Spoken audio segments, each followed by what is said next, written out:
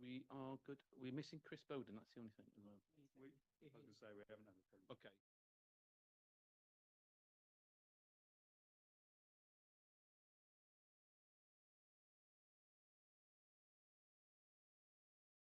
Right. Good morning. I'd like first to welcome members of the public and press who are joining us today for this meeting of the Combined Authority Board on the 24th of July 2024. There are no fire drills scheduled for today, so if the alarm sounds, I'll adjourn the meeting, follow the Democratic Services officers who will lead us to the assembly point. A reminder to those present that the public session of this meeting will be live streamed and a recording will be placed on the Combined Authority's website. Can I ask everyone present to turn their mobile phones to silent, as demonstrated by myself, or vibrate whilst the meeting is taking place? As always, I welcome and value the views of all board members during our debates. I'll need to plug that in. As always, I welcome and value the views of all board members during our debates. I do, though, reserve the right to exercise my discretion as a chair during the course of the meeting to determine the time permitted for speeches and the number of speeches to be made by any member or officer in order to manage the meeting efficiently. Would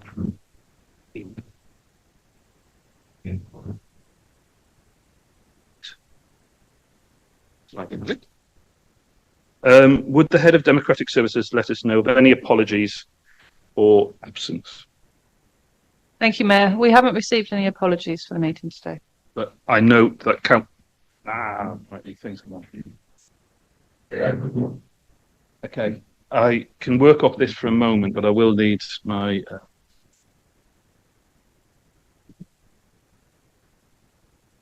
Okay, announcements is the next thing. I will hopefully my computer will start booting up in a moment. Okay. I would want to first extend my warmest congratulations across Cambridge and Peterborough to all the newly elected members of Parliament. A commitment to public service is very commendable, and I look forward to working collaboratively to advance shared goals for all of our communities. As we embark on this journey together, myself as Mayor and all the board members around, I think it's essential to recognise that there is a transformative potential for a mayoral combined authority. These bodies, certainly empowered by government, are going to play, I think, a pivotal role in regional regeneration and economic growth, reaching all of our communities. By devolving powers and resources to combined authorities, we can create conditions for high value per capita job growth and foster vibrant clusters within our communities. As always, a personal commitment, but I would hopefully say our commitment as board to collaboration, accountable leadership, and effective institutions aligns perfectly with the government's vision for devolution. As we undoubtedly will need to navigate challenges ahead, let us seize this opportunity to shape policies that reflect the unique needs of our region and enhance the well-being of all our constituents. Thank you again from the dedication of the team around here. Thank you to the dedication for those who put their names forward in the general election and to those who were not successful. And I look forward to working in a fruitful partnership going forward. Thank you. Moving on to declarations of interest. Does any member wish to declare a disclosable pecuniary interest or non-statutory disclosable interest in any items being considered today?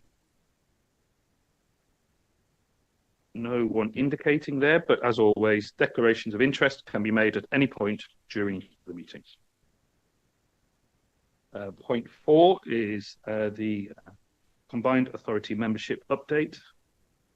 So I also call it moving chains. Agenda item 5 is an update. The report asks us to note various changes that have been made to members and substitutes on committees and the board since our last meeting in January. I was going to say, no, not in January. We have met since then. I'm going to assure the population in June. Are there any additional updates since publication of the papers? Thank you, Mayor. There are 2 further updates. So for East Cambridgeshire District Council, Councillor Mark Inskip is to replace Councillor Charlotte Kane on the Combined Authorities Overview and Scrutiny Committee.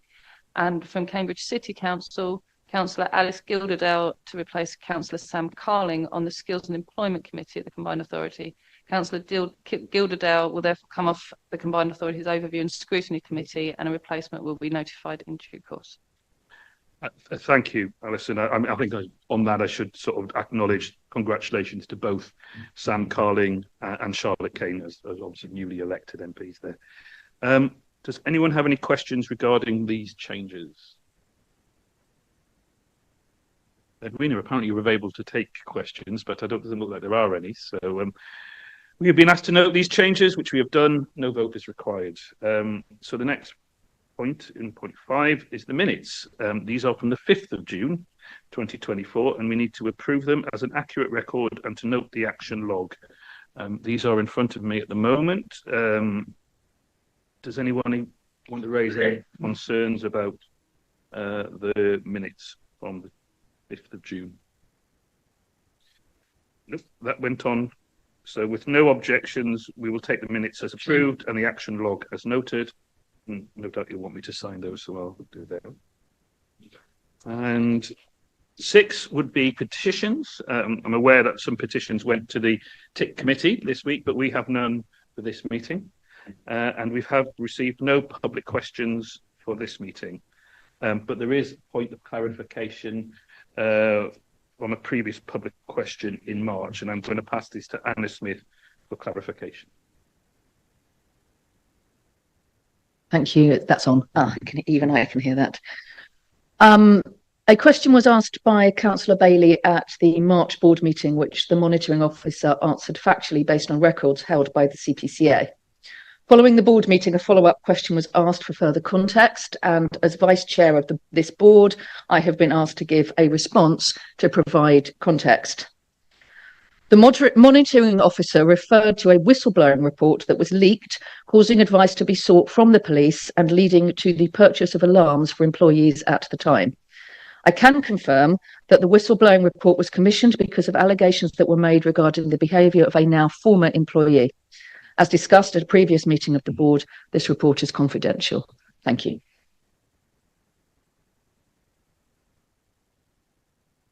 Thank you, Councillor Smith. Item 8 is the forward plan. Are there any questions or comments, or can we take that as approved? Okay.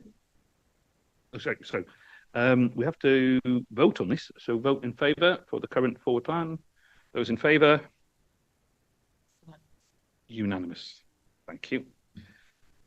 Right. For various reasons, and I know people have been in contact, there is some important stuff to discuss today, some of which is particularly based around transport, and with that in mind, the importance of the role of the highways authorities, that's County Council, Cambridgeshire County Council and the City Council. So we're going to go to item 12 now, and then also go after the bus reform item, we will go to 25, which again is the transport recommendations from TIC.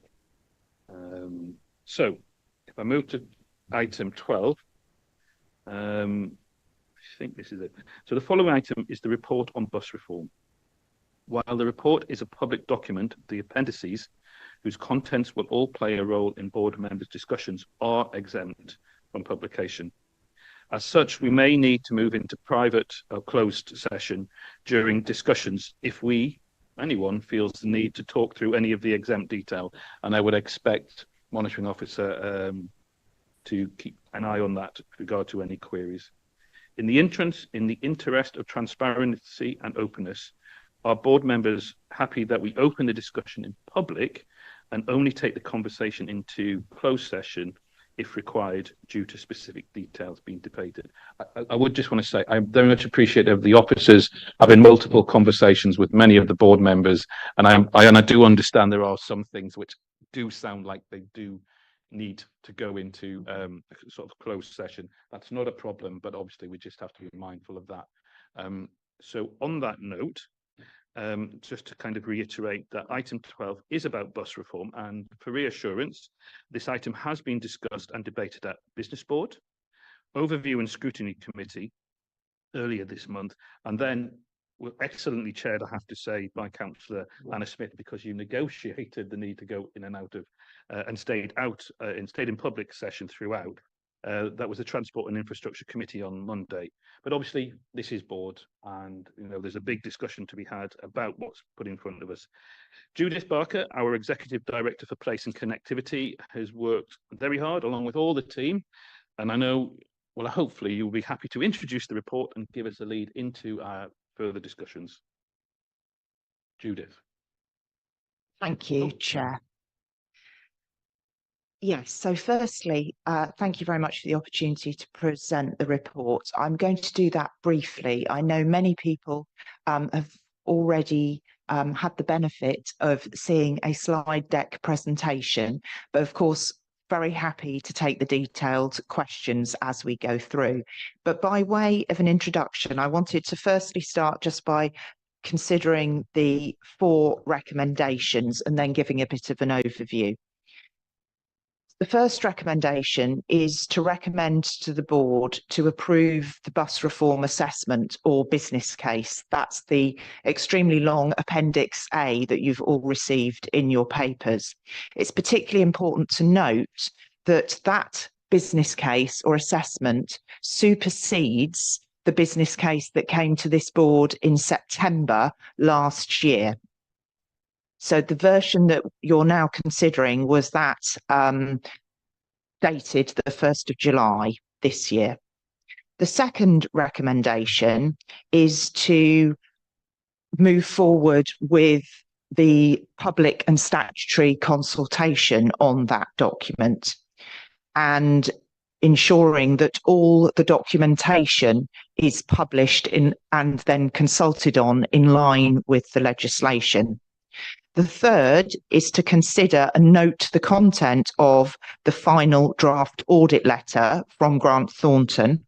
And the fourth is then to delegate to myself to work on the final tying up of the paperwork in order to allow us to publish the business case, the Grant Thornton letter, and the full pack and proceed to consultation. Members will be aware from all of the previous discussion that we currently have a deregulated bus market. So 88% of the bus services that operate across Cambridgeshire and Peterborough are run by the private sector. And obviously what we have seen is that the model does not provide for an integrated and customer focused service, and frequently the stability of the network is challenging as bus operators are unable to always run the services that are desirable by communities, and then services are cut at short notice. So the challenges of the deregulated market are noticed, and indeed in the last month, obviously the government has suggested that looking at bus reform and bus franchising is something that should actively be considered by a wider range of local authorities than have previously had that opportunity. So the choice in front of the options and choice around bus reform as set out in the business case or assessment are that of a medium investment enhanced partnership or a medium investment franchise option. And we know from the enhanced partnership that essentially is retaining the current system of businesses running, as I say, 88% of the bus service or approximately that. And then we would negotiate with those operators in order to try to enhance the existing situation, hence the name Enhanced Partnership. So it's very much about having a negotiation and trying to provide improvements to services, improvements to integration, but within the existing system. And obviously the success of that is then dependent on our abilities to negotiate and the outcome of those negotiations. The franchise model is different. What we're proposing is for the CPCA to run the bus services of the Cambridgeshire and Peterborough area. So in effect, we would take control of that network. We would then procure the services from private operators who would then deliver those services against contracts going forward. And that's the model that's been tested in the business case through modelling over a 30-year period. Obviously, the key considerations in the business case are in particular the objectives. What is it that we're seeking to obtain or improve by considering these options? And there are 4 key objectives to this work that are tested throughout the business case. The first one is around the stability of the network and ensuring that we have a more integrated network. The second one is about the benefits that brings. And so it's around objectives around delivering improved social, economic and environmental benefits from having a better connected system. The third is around the benefits for the passengers, that passenger experience, and being able to have a single ticket that you can perhaps go from Peterborough into Huntingdon to Cambridge using a variety of services, but under one system, with one branding and one integrated experience and customer experience. The fourth one, which is critical and absolutely critical to the work that we've been doing within the authority on the business case, and that's the value for money, because we're not able to bring these proposals forward without considering that value for money. The last thing I wanted to draw board members' attention to is, of course, the audit. And you have in your pack the letter from Grant Thornton. That Grant Thornton letter concludes that a due process has taken place, the information is robust, the analysis is robust, and they have a series of observations, as they have done in other areas where they've considered bus reform. And then we have provided the response to those observations, which is also in your pack. So to conclude, obviously we've discussed the 4 observations. Myself and Rob Emery, who has been working very closely with me on the financial and economic parts of the case, are then very happy to take colleagues and board members' questions in order to assist with decision making.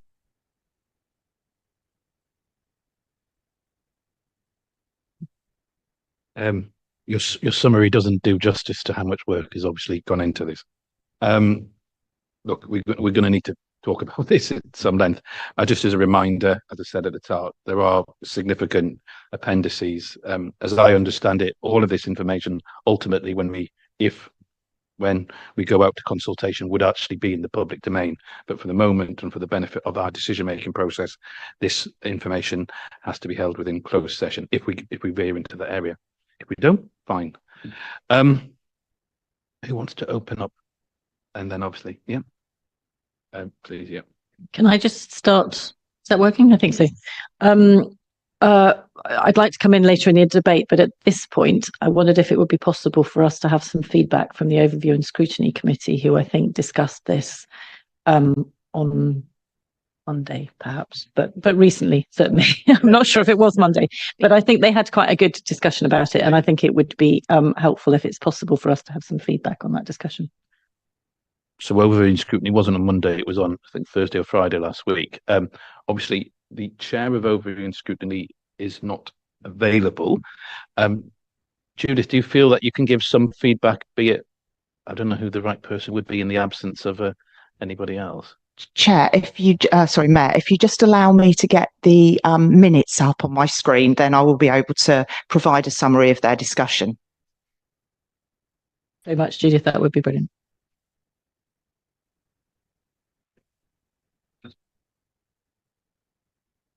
And the chair of the Overview and Scrutiny sends his apologies. He was obviously, there's been a slight change in personnel, and previous chair is obviously busy down in Westminster, and replacement chair was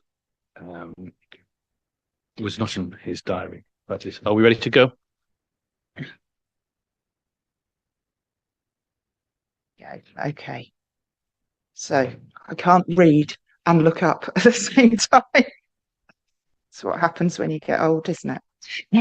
Okay, so the committee received the report and the full presentation, and at the meeting, so there was there was a bus working group that happened on Tuesday, the 9th of July, and that group had a full presentation of the proposals around the assessment. And then we provided the same presentation to overview and scrutiny as well.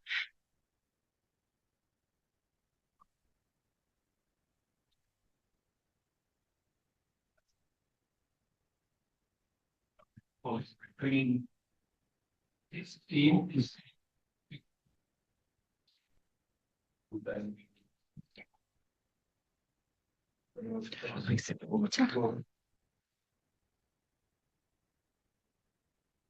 nice to get Alex and John. You get to get.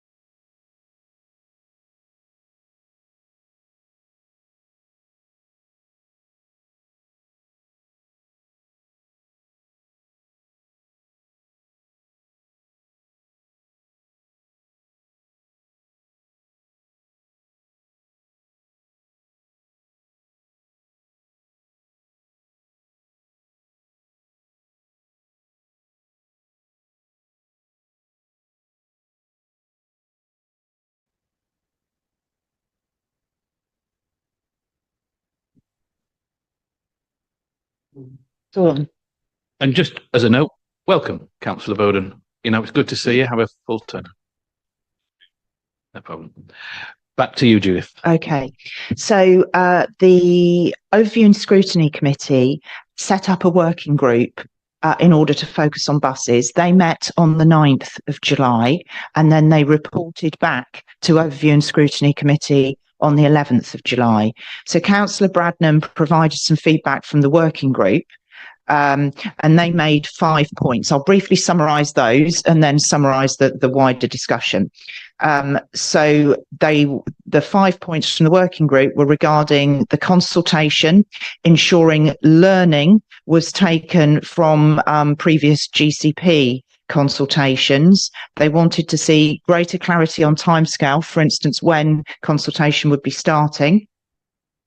They wanted to understand that there would be information on the benefits of both franchising and enhanced partnership and on the funding in any public consultation.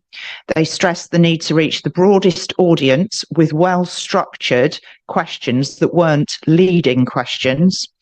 And they also confirmed that they would like to see sight of the questions before the consultation began. In the wider meeting, there were then a range of specific and more general questions. There was one question about understanding that Zebra funding had been provided to purchase electric buses in Cambridge, and would there be the possibility of them transferring in such a situation as franchising? There was a response given, and that was that, in fact, there's a contract term of 5 years regarding those buses, and so they as long as they're in this area for at least 5 years, the contract term is possible to transfer either within the area or externally after 2027. But they should be retainable in this area, and that shouldn't be a key concern, but something like many things that would need to be managed. There was a discussion about the bus depots and the capital investment and further work that would need to be done on the bus depot strategy. There was confirmation that it would be possible and indeed desirable to charge operators to use the depots, and that could be a source of income. There was a question on the scenario testing and whether that had been robust and how wide-reaching it was, and we had a discussion around key assumptions and risks. There was a discussion about the role of constituent authorities in the communications, and particularly the importance of connecting with parish councils and how that needed to be considered. there was a discussion about how the decision was making and how long the consultation would be, and that we noted that would begin in August and run until the middle of November if that decision was taken. There was also a wider question about the delivery of the local transport and connectivity plan and how other forms of transport need to connect with buses in any future successful bus strategy. And that concluded, they decided not to formally report to this group, but they resolved to agree the report that they'd heard. I hope that's helpful. I would argue they're keeping us on the toes there. That's proper overview and scrutiny. There's a question maybe you might be able to answer from Councillor Conboy. Can I say thank you very much? That was an incredibly helpful report, and I think it's a good demonstration of overview and scrutiny doing what you would really hope that it did, and did clearly in this case really well. And I know that people give a lot of time and energy across all of our committees. I know that in this case we didn't get this as a set of papers. I would really welcome the opportunity outside of this meeting to think about how we can routinely get a report back from overview and scrutiny. I think it's a shame that we haven't had that, because I think it was incredibly valuable. So thank you very much for sharing it with us. So these sort of discussions did come up. I'm going to bring Edwina in about what the current system is, and it may be that with some more robust governance arrangements that we now have within the Combined Authority, we're almost getting so good we need to make sure that we actually then have the right patterns for the reporting. So over to. Thank you, Chair. Because overview and scrutiny is sort of not part of the executive, there needs to sort of be that independence. However, what the Constitution provides for is that either the board as a whole or a member of the board could write to overview and scrutiny and ask them to place an item on their agenda. You can ask them either individually or as the board to present to you with any information you want. If you wanted to do that as a board today, then we can take that back to overview and scrutiny.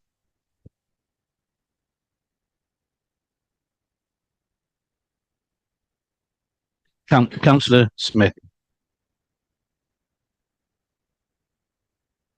So it's a point of clarification over that. So you're saying that if we want overview and scrutiny to, if we think they've done something interesting and we want them to report back on it, we need to ask them. The problem is, if we're not in their meetings, we don't know, what interesting things they might be discussing. So, surely, so within my, in my own cabinet meetings, there is a standing item, which is a report back from overview and scrutiny, which is, written by the officers. And sometimes there's recommendations and sometimes there's just kind of, general information about stuff. So, this sounds convoluted and clunky. And I think if we as a board are really going to value the work of overview and scrutiny, we need to create a mechanism by which we hear from them on a regular basis without, them waiting for us to request feedback from them, which, we will forget to do, or we won't know that they've done something that will be interesting to us. So we're getting good recognition of the importance of overview and scrutiny and the fact that they should be coming here. It's just the mechanism. Now, Councillor Anna Smith, you indicated you wanted to speak. Yes, so I know we have had papers formally tabled with recommendations from ONS in the past. That happened in some of the meetings that I was chairing. I wonder if I know that they have to formally make a decision to submit a report to us. And I wonder, given that it's a changed composition now, it might just be worth having a formal point on that agenda where they are prompted as to whether there is anything they wish to make a recommendation to the board on, so that process is really clear, because then we can be sure that if there's something they want us to hear, they are putting it on the agenda for us. Councillor Smith, that's why you're a deputy. So thank you for the great idea. Do you want to come back on that? Thank you, Councillor Smith. That's a good suggestion. So if you're happy today, we can take back to overview and scrutiny a request for them to make a formal decision that whenever they have items that they believe should come to the attention of the board, or they could have a standing item on the agenda to report back if the board's happy. And I think everyone's nodding, then we can take that back to overview and scrutiny. Thank you.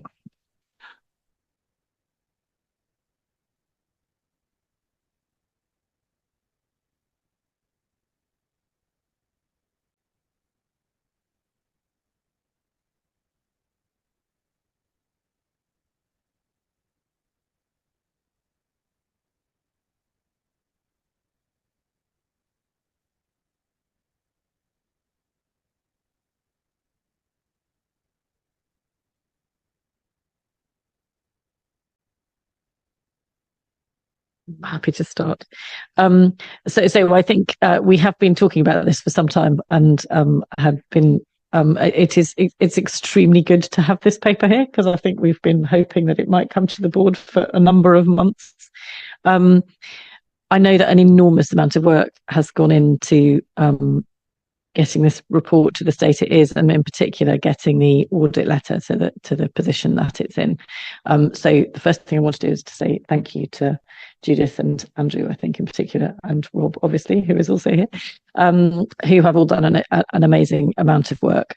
I think that there's quite a lot of excitement and also quite a lot of concern about the proposals that are in front of us, and that is absolutely legitimate. The need for better public transport across our area is really evident. You don't have to talk to very many people, and you certainly don't have to talk to very many young people in particular, to understand the impact that the lack of public transport has on them, and the impact that it not only has on their kind of ordinary social lives, but in particular on their future opportunities. And that's, I think, something that we need to take really seriously, that for young people across our area who don't have a reasonable bus service, and there are a very large number of them, the inability to make the same decisions that other people in the area have about what kinds of things they would like to study, what kind of jobs are available to them, has a huge impact not only on their lives right now, but also on their future opportunities. So I think that the possibility, we are in a good position as a mayoral combined authority to have the possibility of trying to build a public transport system in our area that works better for the majority, or for, in particular, for more people, and that is better integrated. And I think one of the biggest things that is an advantage of franchising is the ability to try and integrate public transport and buses with other forms of transport, such as active travel or rail. So I think that there are a lot of ideas in here which there's a lot of excitement about. However, it's also quite a big financial commitment from this authority, and we should be alive and awake to that. I'm personally in favour of going out to consultation on it, because I think that there's been a lot of work done by officers and a lot of time and effort put in by councillors of various kinds around this board and at the Overview and Scrutiny Committee. It's right that the public should have the opportunity to look at this and have their say on it. So I think the main things are, it's important work. Thank you to the officers. We've been waiting for this for a long time. I'm very supportive. Thank you. Thank you, Councillor. Just for proper procedure, I should have actually said that Councillor Anna Smith is the lead member for Transport. I assume you are happy to move these recommendations. If you were guessed, yes. Yes, I'm happy to move these recommendations. On this one, I'm going to second. So we've done that bit. Sorry, further on, I've had indications from Al, Bridget and Sarah so far. So, sorry. Oh, no. Okay. I'll go to Al and then I'll go to Anna. Thank you. That's on. There we go. Look at that. Technology failed at the first step. Thank you. This is a conversation and naturally a project that's been talked about at the business board in some detail. I think, like all things, there are different perspectives depending on how we're assessing the strengths and merits of the opportunity. We've tried to look at it alongside the clear potential impact, social and economic, for families, but thinking about the unlocking and accessibility of skills, and from a business community point of view, and how we're doing better on our recruitment and retention across the region. I think it's fair to say, like all projects, as we're moving forward, there are still questions that need to be considered. We have seen all of the details and paperwork, but there are still questions that have been asked about some of the assumptions that are used in terms of the financial modelling, and that's natural, and that may well adapt. And there's also, I think, which has been alluded to, a consideration of this is part of, or needs to be part of, something bigger in terms of a connected transport that isn't focused around one particular purpose. And potentially, as the business board have articulated, the more we can connect that into a broader picture, the more there's opportunity potentially for external funding that would support that journey and reduce pressure. However, the general consensus from the business board was actually, as we would expect, the most important part of this is to actually garner and capture public, people and business feedback to understand where that level of interest and demand was. So the consensus was, we felt it was preferable to move it forward to actually go out and get consultation, with a view that would then, during that process, allow us to come back and talk and refine where appropriate.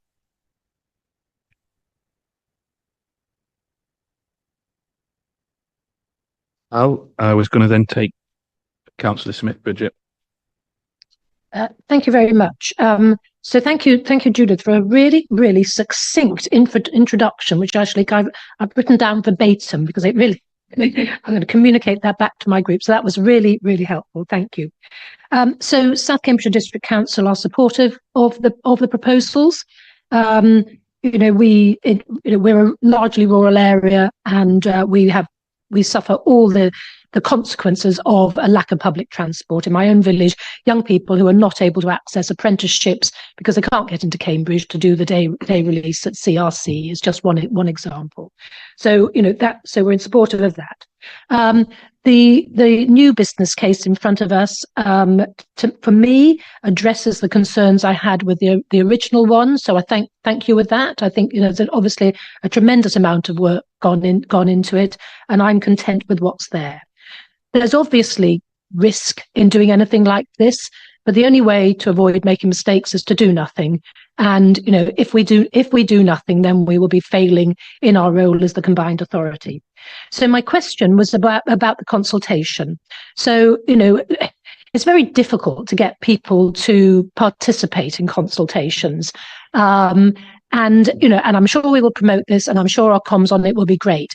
But if we're to encourage people to participate, they have to know what the purpose is. What difference does it make? Is this just paying lip service to the legalities of these things, or will their views actually make a difference? So I'm interested to know, what, based on the feedback that we might be anticipating we're getting, what changes are going to be able to be made in order to demonstrate to people that we have really listened to them, and that we've done our very best to make this a consultation that's really of value, so we can go back to them and say, we asked you, you said, we've listened, and this is what we've done. Thank you. Obviously, there's been 3 comments there. Thank you, Lucy. Thank you, Al. Appreciate, and I've been noting things, but Bridget, you've asked a more specific question. So at that point, I might want to come back to officers, and I'm mindful that comms may also want to come in with regard to this. And it was interesting because it was very much a part of the conversation at overview and scrutiny. Maybe I didn't see it as coming as much, but it was very clear that proper, definitive, meaningful consultation was important to overview and scrutiny. I think quite clearly is for us as well. On this, Ed, I'm going to hand it over to you, Ed Coleman, Head of Comms at Combined Authority. So I think on the specific question about making sure that it's a meaningful consultation process, some reassurance that we will absolutely be taking a robust approach to not only the monitoring and evaluation of consultation responses, but also to technical responses as well from stakeholders. So we have agreed and quality controlled a process for logging, engagement, tracking, responding to consultation responses with the Consultation Institute that is based on the example previously set by West Yorkshire and Greater Manchester. But there is a window at the end of consultation that can't really be defined until we know how many responses we're dealing with, but will absolutely allow for a meaningful opportunity to analyse those and then look at whether further amendments might need to be made to the scheme to enable an informed decision to be taken. But it is absolutely our plan to set out at the outset of the consultation what responses we'd be publishing and a high level approach to what the analysis, the monitoring, the engagement would look like as well. And on a supportive note, as I like to do with officers, I want to particularly point out the fact that they said 14 weeks. 14 weeks, acknowledging that if this was to go out, the decision was that we were to consult. We acknowledge that this is a time where often people are away. So a deliberate acknowledgement as driven by the advisors, make it 14 weeks, not 12. It's part of that listening process. So thank you, Ed. It might be worth you just staying here. Up next, I had Sarah. So, Councillor Comboy. Thank you very much. I hate going after Bridget, Councillor Smith, because she said everything I was going to say pretty much. No, don't apologise. I think it's great because we're all worrying about the same things. I also represent an area, like many of us around this table, which is a mix of urban and rural, but predominantly rural.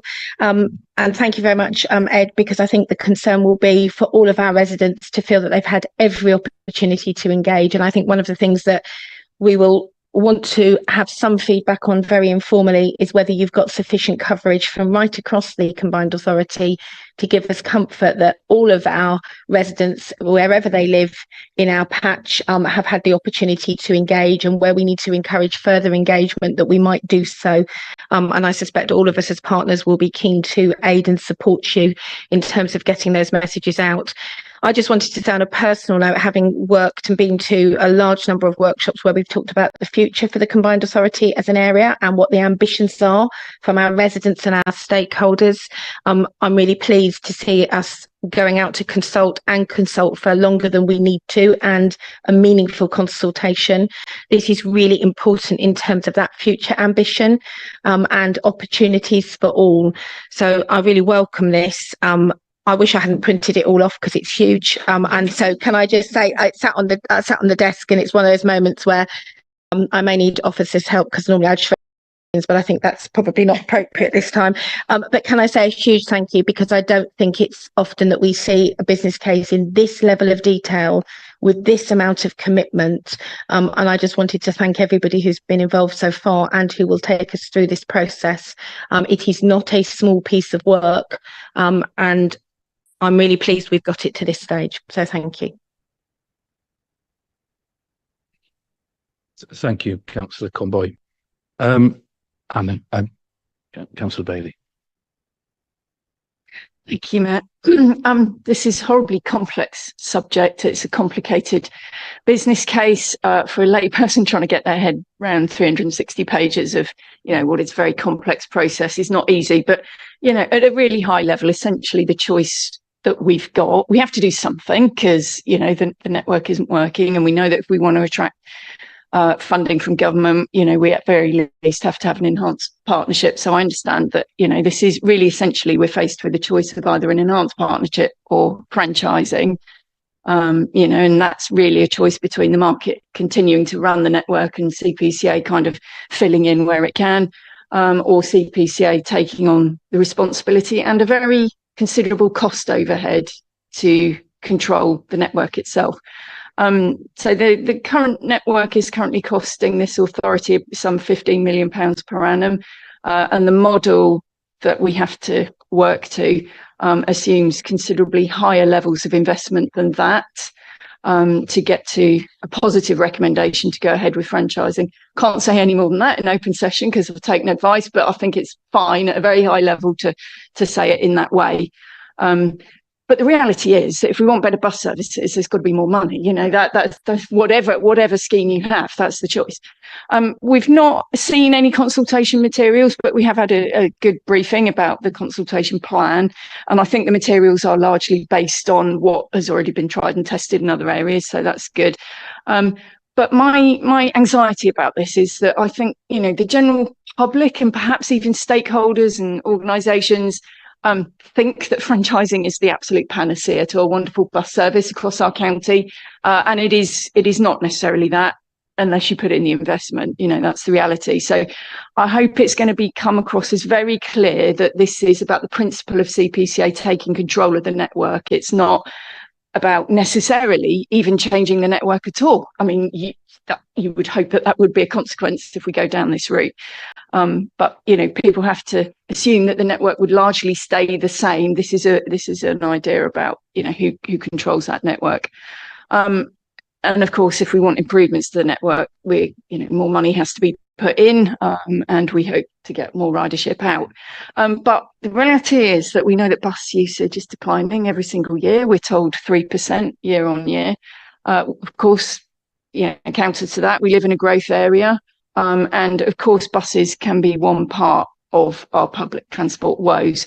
They are only one part for me.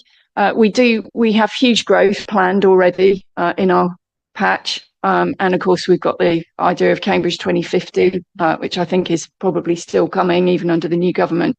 So my own view is that, you know, we absolutely need and deserve a fit for purpose 21st century turn up and go transport type solution, which is what I always refer to it as, you know, where people can, from the market towns and the villages, expect to be able to have a properly integrated turn up and go system that, you know, gets you into the centre of Cambridge and in multiple stops around Cambridge and other areas. So buses for me are not the panacea to all our transport problems. They're only a small, and actually they're a diminishing part of the full answer.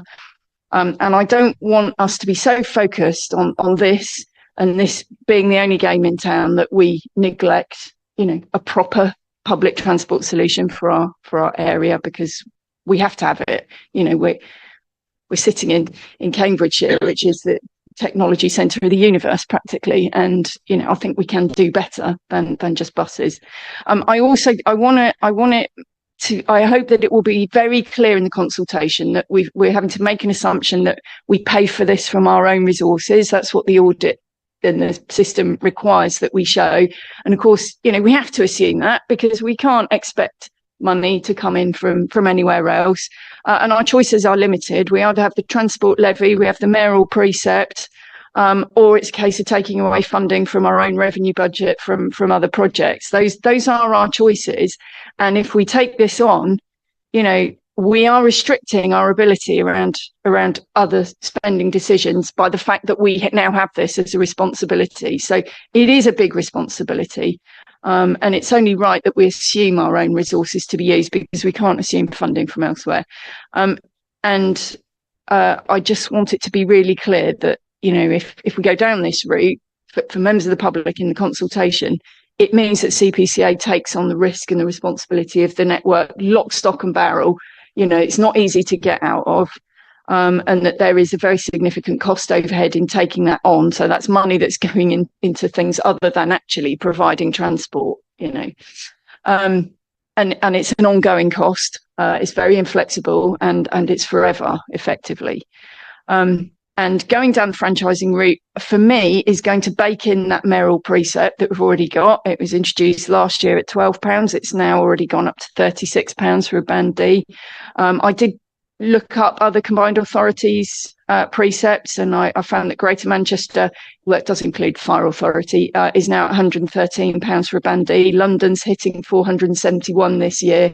So, you know, it is in an area that already has very high council tax bills. You know, that's going to be a massive concern to my residents. In terms of the consultation itself, if this does go ahead, I've asked officers, thank you to Judith and Rob for all your help you gave me yesterday. I've asked officers to make sure we write specifically to parish councils about this so that they can consider this. and maybe even set up in each district area, you know, a forum where they can attend if they want to and ask questions. I think that'd be really useful. I do feel a bit uncomfortable with the recommendation at C, which basically, I don't know if this is a requirement of how we have to do this statutorily, but it's worded that we are proceeding with the scheme, including giving notice of the proposed scheme, which does feel very much like a fait accompli and sounds like a fait accompli. I mean, ultimately, the reality is that I'm not going to get a say in this because this is a mayoral only decision. And I think the mayor is well known to want to do this, and he has every right to feel that way and to implement it. I do just want to remind him and everybody that we do have a mayoral election, which is a very short time away. It's on the 1st of May 2025. My personal feeling is that actually it would be wrong to take a decision of this magnitude before a mayoral election, just literally weeks before a mayoral election, and I would ask that this decision is put until after the mayoral election. I think that would be the responsible thing to do. But I look forward to hearing the views of stakeholders and residents from consultation. I'm very keen to hear what they've got to say. And you know, thank you for bringing it forward. I am going to abstain on the actual vote. Yeah, Councillor Bailey. Do you would make a point to something that was, if I'm just bringing Edwina from a monitoring point of view, is that regarding the wording or something, or Yeah. Okay, fine.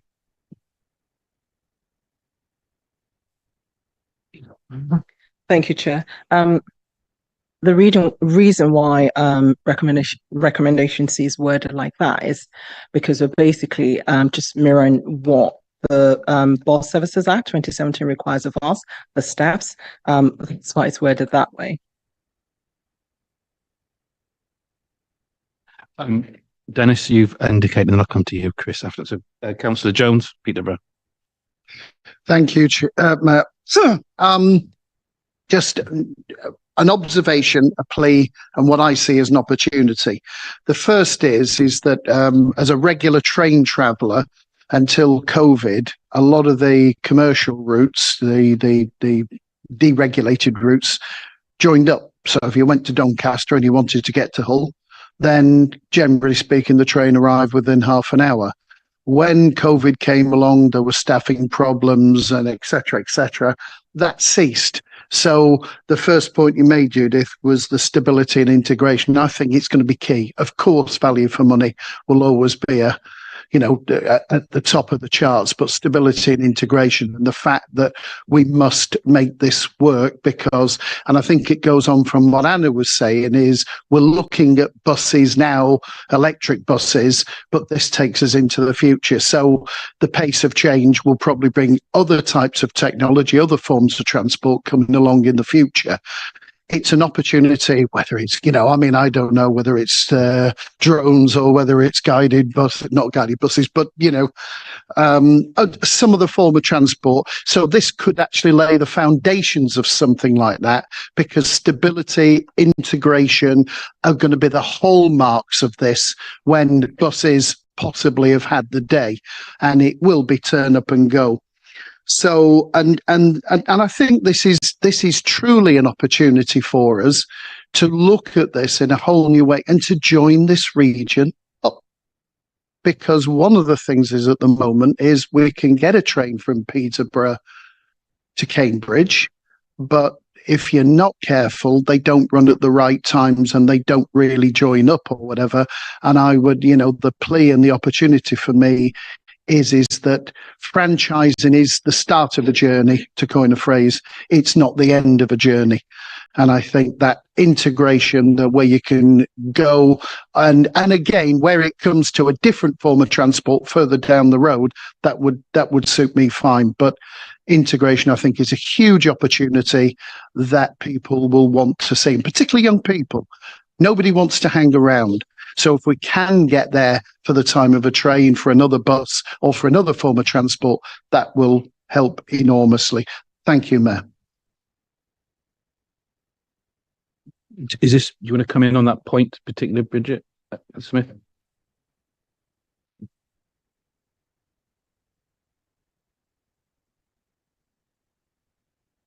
Okay. I'd like to respond to Councillor Anna Bailey's point, please. respond to Dennis? Yeah,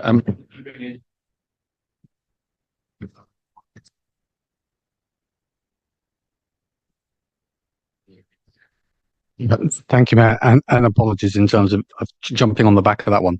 But I think there were some really salient points that linked in with business board conversation that Dennis shared, but I think also linked back to Councillor Bailey's points as well, which was recognising that this is potentially a foundational layer. One of our biggest challenges is there absolutely needs to be a mixed offer in the bigger picture of transport. We are a very diverse region in terms of infrastructure, and that's the same for employers and their recruitment behaviour.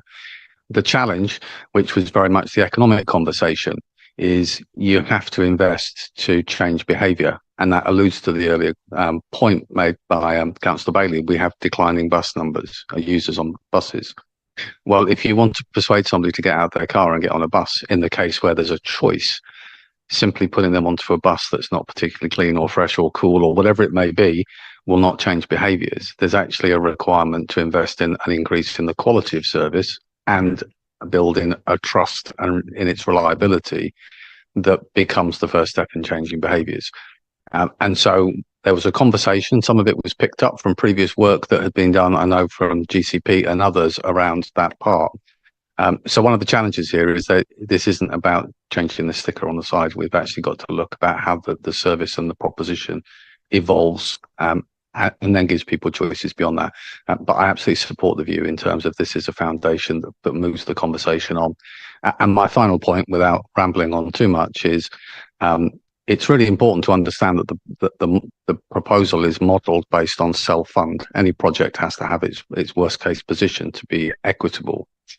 But I think there is a significant opportunity, and the business board articulated it, that we should absolutely be using this as an anchor point to a much bigger proposition where we can look for broader investment and support. So we need to think big alongside focusing on the first foundations. Thank you. Thank you, Al, for that important comment with regard to the voice of business. I think, Chris, are you desperate to come in, or can I let Bridget? Bridget, do you want to make a comment to Councillor Bailey? Thank you. Talk to it. Thank you very much. So I just wanted to respond to Councillor Bailey's suggestion that we kick the can down the road and don't make a decision on this until after the mayoral elections. So the mayoral elections are 9 months away. It's not. Councillor Smith, a point of order has been raised. Anna. Well, I didn't suggest that we kick the can down the road. I made a suggestion that it would be more appropriate to wait a few short weeks. I didn't suggest kicking down can down the road, and I don't think it's helpful to use such language. Okay, Councillor Smith, maybe a change of phrase. I apologise for my choice of words. So we are not a few short weeks away from mayoral election. We are 9 months away from the mayoral elections. And if I may continue, please. Yes, please. Thank you. And we've been talking about this for over 3 years now. We have, all of us, felt extremely frustrated that it's taken us this long to get to this point of being able to, at least go out to consultation. The amount of work that's been done on the business case is huge. I've only got to look at the pile of papers sitting beside my friend here. And the problem with, delaying is that business cases then have to be redone because they are no longer valid because they are historic and they don't there'll be all sorts of changes in the meantime.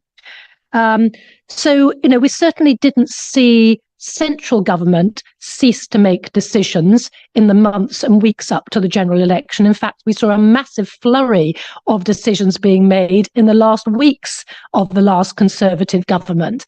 I will certainly not be just telling my own council that we can't make any decisions at South Cambridgeshire in the 9 months leading up to May 26. That's just not the way local government works. And our residents would not thank us for this.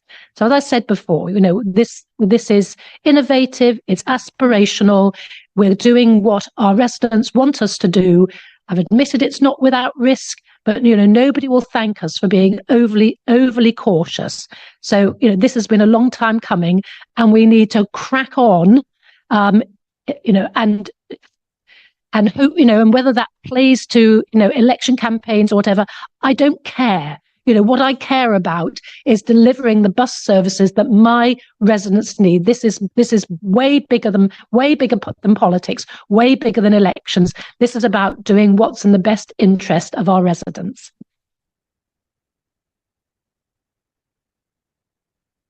Remind this recommendations are about going out to consultation. They're obviously, I will speak once everybody's had a chance in regard to the mayoral decision, because I think it is worthy of comment, and I think the position of I would see it as a mayor. But Councillor Bowden, do you want to come in? Thank you very much indeed, Mayor. I'll try and take it away from talking about party politics and talk about, in fact, I'm grateful to Councillor Jones for going way beyond the subject matter that we've got in front of us. It gives me the excuse to do so as well, and then narrow down to the subject you quite correctly said, Mayor, that we have to actually decide upon today. Yep. And I think Councillor Jones is entirely correct to say that we have to bear in mind that there will be other forms of transport. There will be very different transport arrangements will be in place in 20 years' time from what we've got now, potentially extremely different. I'm on record as saying that I believe within a couple of decades, the private motor car will be as unusual as the private horse was in 1920 compared to 1900. I think that we're going to find that there will be a major change. And don't forget, the pace of change is continuing to increase as far as technological change is concerned. And I think all of us struggle to keep up with that. That's not an excuse to say we don't make a decision now based on what's needed in the next 7 years. I'm not suggesting that, but I think that the wider perspective that Councillor Jones alluded to is a really important one for us to bear in mind in the wider context of what we're trying to do here. And I think that this idea that we either choose between the private car and the bus, it will turn out that another alternative is going to be more appropriate in the medium term. We're not dealing with the medium term here, we're dealing with the relatively short term. And Councillor Bailey made a very interesting comment, and it should be worrying for anyone talking about the provision of bus services by whatever means here in Cambridgeshire and Peterborough. And that is, and it's assumed in this paper, that we have a continuing 3% per annum reduction in bus usage. Now, that's historical. It doesn't have to be the case that that's going to be the case in the future, but it's actually difficult to change people's decisions, choices, and I can understand why it's assumed that that will continue to be the case. But that's happened despite the fact that in the last few years we have been a growth county and Peterborough has been a growth city. And even despite that, bus usage has just still gone down by 3% per annum. And that should ring alarm bells for people about the whole business case for the provision of buses. I'm not saying we don't provide buses. What I'm saying is we should be very cautious bearing that in mind. Now, what we've got here is a consultation on a choice between franchising and enhanced partnerships. It's not a choice between franchising and the status quo. The status quo isn't an option, we know that. So it's really important that when this consultation goes out, it doesn't compare what is going to be possible in the future with the status quo. It should compare what is going to be possible in the future with franchising, as opposed to what is going to be possible in the future with enhanced partnerships. And anything in the consultation which is different from that largely invalidates the consultation, because the consultation is meant to be a choice between two options. And therefore, those two options are the things which need to be looked at. And when we look at that, I know we can't go into detail in the appendices, I know, Mayor, but as we saw in the appendices, there's no significant economic benefit from franchising as opposed to enhanced partnerships. That's in the, you're frowning. I'll just refer you, I'm not going to say it, but if you look at the final sentence of page 3, paragraph 3, appendix A, you'll see that. So there's no significant economic benefit from franchising as opposed to enhanced partnerships. But what we do know is there is a significant additional risk with franchising as opposed to enhanced partnerships. And I think that if we don't make that quite clear in the consultation, and it's not easy at all to get across in a consultation the concept of risk and what the cost of risk is and what the dangers of risks are. But if we don't get that across in the consultation, then I feel we're not giving a true choice to people between the two alternatives we've got. And so, as far as I'm concerned, for what it's worth, I'm personally concerned that the risk of franchising, as opposed to enhanced partnerships, outweighs the slight economic benefit which we're told that there is. But I don't think that's the biggest issue here. It is the issue we're dealing with today, Mayor. I fully accept that. But the biggest issue is the financing element of it all. And I read the affordability assessment. I'm not sure that I'm that happy with that affordability assessment. But I think that the really important thing in financial terms is not whether we go down the franchising or enhanced partnership route. It is whether we we were given three choices, weren't we, in terms of levels of investment: low, medium, and high. Now, we know things aren't as clear cut as that, but it is that level of investment which is the important thing. And that should not be the subject of this consultation, because we are consulting about the difference between franchising and enhanced partnerships, regardless of the level of finance which is going to go into it. So financing element really isn't relevant to the decision which is being made, or should be being made, which is between franchising and enhanced partnerships. And I would be very unhappy if I were to see a failure for that fact to be got across in the consultation, that this is not about the financing side of it. It's not about the cost which is involved, nor is it about how much benefit, how much better we will be off in terms of buses in the future compared with where we are now, because that's a level of the financing element. It is solely to do with that choice between franchising and enhanced partnerships, and as I say, that additional risk in franchising against what we're told is a small additional economic benefit as far as franchising is concerned. And as you know, Mayor, we've had a number of discussions in the past, and you'll recall that I'm probably the person who is most passionate about personal use of buses. I know many individuals hardly ever get out of their cars, and even around this table will hardly ever use the bus service, even when a bus service is appropriate or available to them. And I don't criticize people for that. People make their choices. I just personally like buses, and that's just a personal choice that I've got. But I think it's very, very important that this consultation is really focused on what it should be, and doesn't bring in extraneous things such as the financing side of it, the additional services which would be available regardless of whether you're going down the franchising or enhanced partnership route. I think it's really important that we focus on that. And I just get the feeling, especially, I hear what Edwina said about the wording of, I think it's part C of the recommendations, but it just feels as though there's a push towards franchising without the case being made for franchising as opposed to enhanced partnerships. Other things are being brought in which aren't relevant. I started off the whole discussion, my speech, following on from Councillor Jones, talking about the much wider picture, which is much more interesting in many ways. But we've got a really narrow choice here. It's a choice we've got to make. No, I'll change that. It's a choice you've got to make, Mayor, not we. It's not a board choice, it's your choice.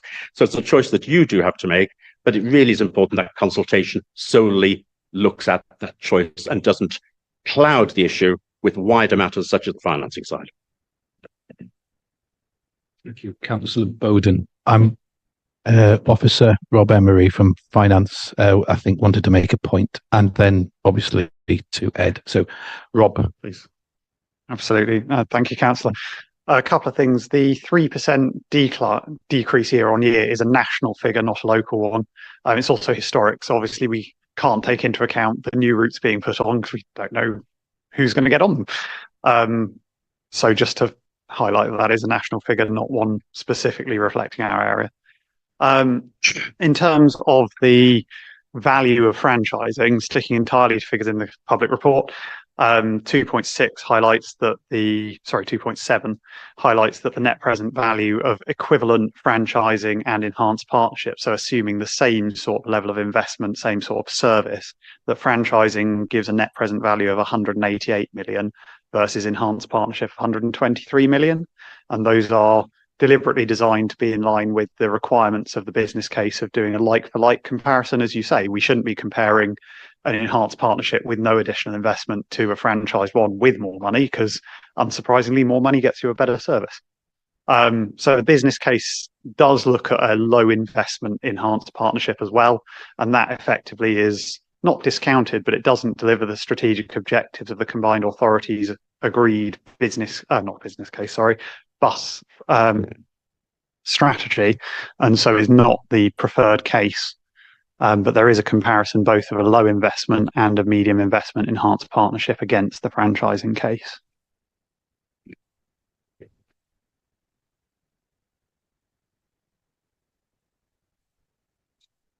Thank you, Mayor. So just in terms of the consultation, I think the couple of points I wanted to pick up there were around part 2 of the Transport Act, and the associated guidance is really clear about what the consultation needs to ask, and the wording of the questions needs to closely follow that act and the OBC.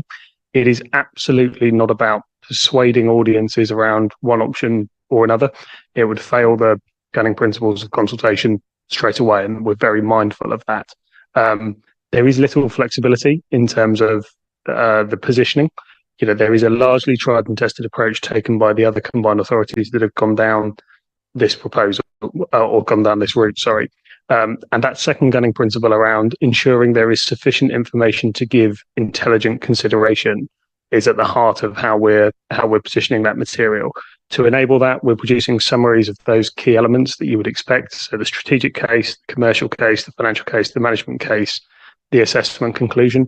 There is a summarised version of those that is going through the same robust checks and balances as the full version has, to enable people to make an intelligent consideration, which then in turn links to that fourth guiding principle, to Councillor Smith's points about the evaluation stage later, which is around conscientious consideration must be given to consultation responses. And we're only able to do that if we are very clear on what we're consulting on. So hopefully there's some reassurance there that there is little flexibility in the consultation, won't be straying into the art of the unknown, and it's not about persuading people on particular options. It's about presenting the informed information and asking people to give us an informed opinion.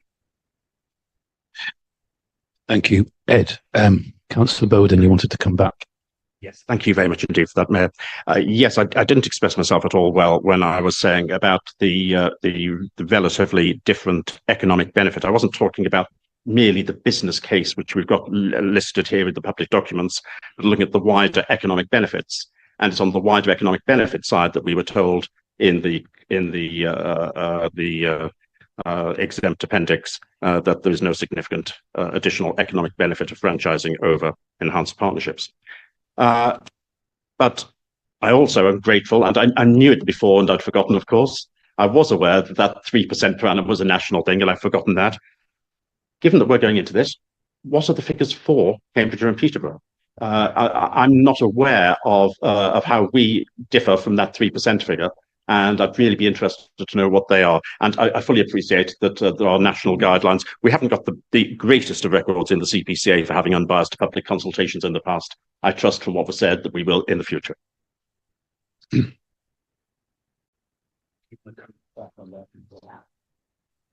Just on the local figures, I don't have them to the tips of my fingers. The reason that we included a national one in the business case is the level of quality requirement, the backing data to be acceptable for the auditors for the business case is a very high bar, and we didn't have that level of historic information locally, but I'm sure we can provide the local figure that we can produce. To you, Councillor Bowden. That wasn't the answer I was expecting, Mayor. If you're making a business decision, you tend to have the information you need in order to make that decision. And if that means using, you normally would lose the local data that you've got. I'm amazed that we haven't got access through the various bus companies to the data to be able to give us that answer. And given the level of commitment which is involved in this decision, which is will be made by you at some stage, given that, not having access to that data about our local bus usage and how it's changing, I find astonishing. I agree. We need to make sure that we've got full information. It would be helpful from all operators, but I think Judith might be able to shed some light on this. Yes, certainly, Chair. So, Councillor Bowden, in terms of your question, during the audit process, so I think there's two answers in essence. During the audit process, we had to use the most robust and long-term data that we could find. So in the original version that was back in September, we were using a variety of local national data. And during the first round of the audit, the auditors quite rightly were, because as I said when I described their role in this, it was to kind of check and challenge the data and the analysis. And they were coming back and saying, well, that's only 1 year of data you've got. That isn't sufficient. We need you to rely on data that's got a long track record. And hence we use the national data because that was long standing, it's available from DFT, etc. However, obviously your point is extremely well made, and we need to consider decision making in our local context. So we have, from at the moment, CPCA effectively run 12% of the service through the routes. And obviously we do have data on those routes, but obviously that's only 12%. And clearly what we're looking at is the bigger picture. So in the process, some data has been provided by some of the operators, but not all. And because it's mostly the smaller operators that provide the data, we hadn't got a full picture. So we had to use the national data in order to underpin the business case. And that was what Grant Thornton was satisfied with. But clearly, we need to ensure we use the increasing amounts of data that we have within the team to underpin. And obviously, once we have, if we move in a future situation, clearly monitoring, evaluation and understanding that data will be a key part of future decision making as the board considers any propositions moving forward. It's an important point. So yes, Councillor Bowden. It's very kind of you, Mayor. Absolutely essential that data we use is robust and long-term. But there's another requirement for data, and that is relevant. And the relevance of data is also crucially important in any decision-making. And we are sacrificing relevance to robustness and long-termism here. And whilst I'm not going to question the professionalism of the auditors who did the work, nevertheless, for our decision-making point of view, to throw the relevant decision, the relevant data, that is the data about our bus usage, out of the window, I think is very dangerous. And the more we can manage to get some useful information which is relevant to us, the better. I'm concerned about that in terms of pure decision making. Thank you.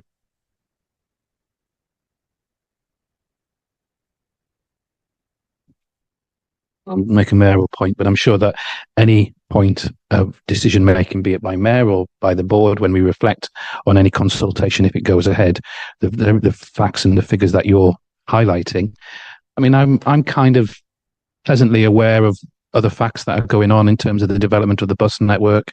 As I pointed out earlier on, the addition of 15,000 people ready to use a Tiger card has shown a real boom in patronage on certain bus routes already. There are examples where bus routes that we have supported have now been taken over on a commercial basis. So we are seeing a change in behaviours. But I think that is important that we get the full facts and figures brought back to all of us. Thank you. Of clarification, I'll come back later with. Okay, so there's a few more questions, but the point of clarification from Councillor. Clarification. I just wanted to pick up on something you said there, Judith, because that's potentially quite concerning. You said that you had received. Yeah, I am on. Sorry, you said you had received data from some operators, but not all. So do I understand that all operators were asked to provide data, but some of them have not given it to us? Because that's really concerning if they're not doing that.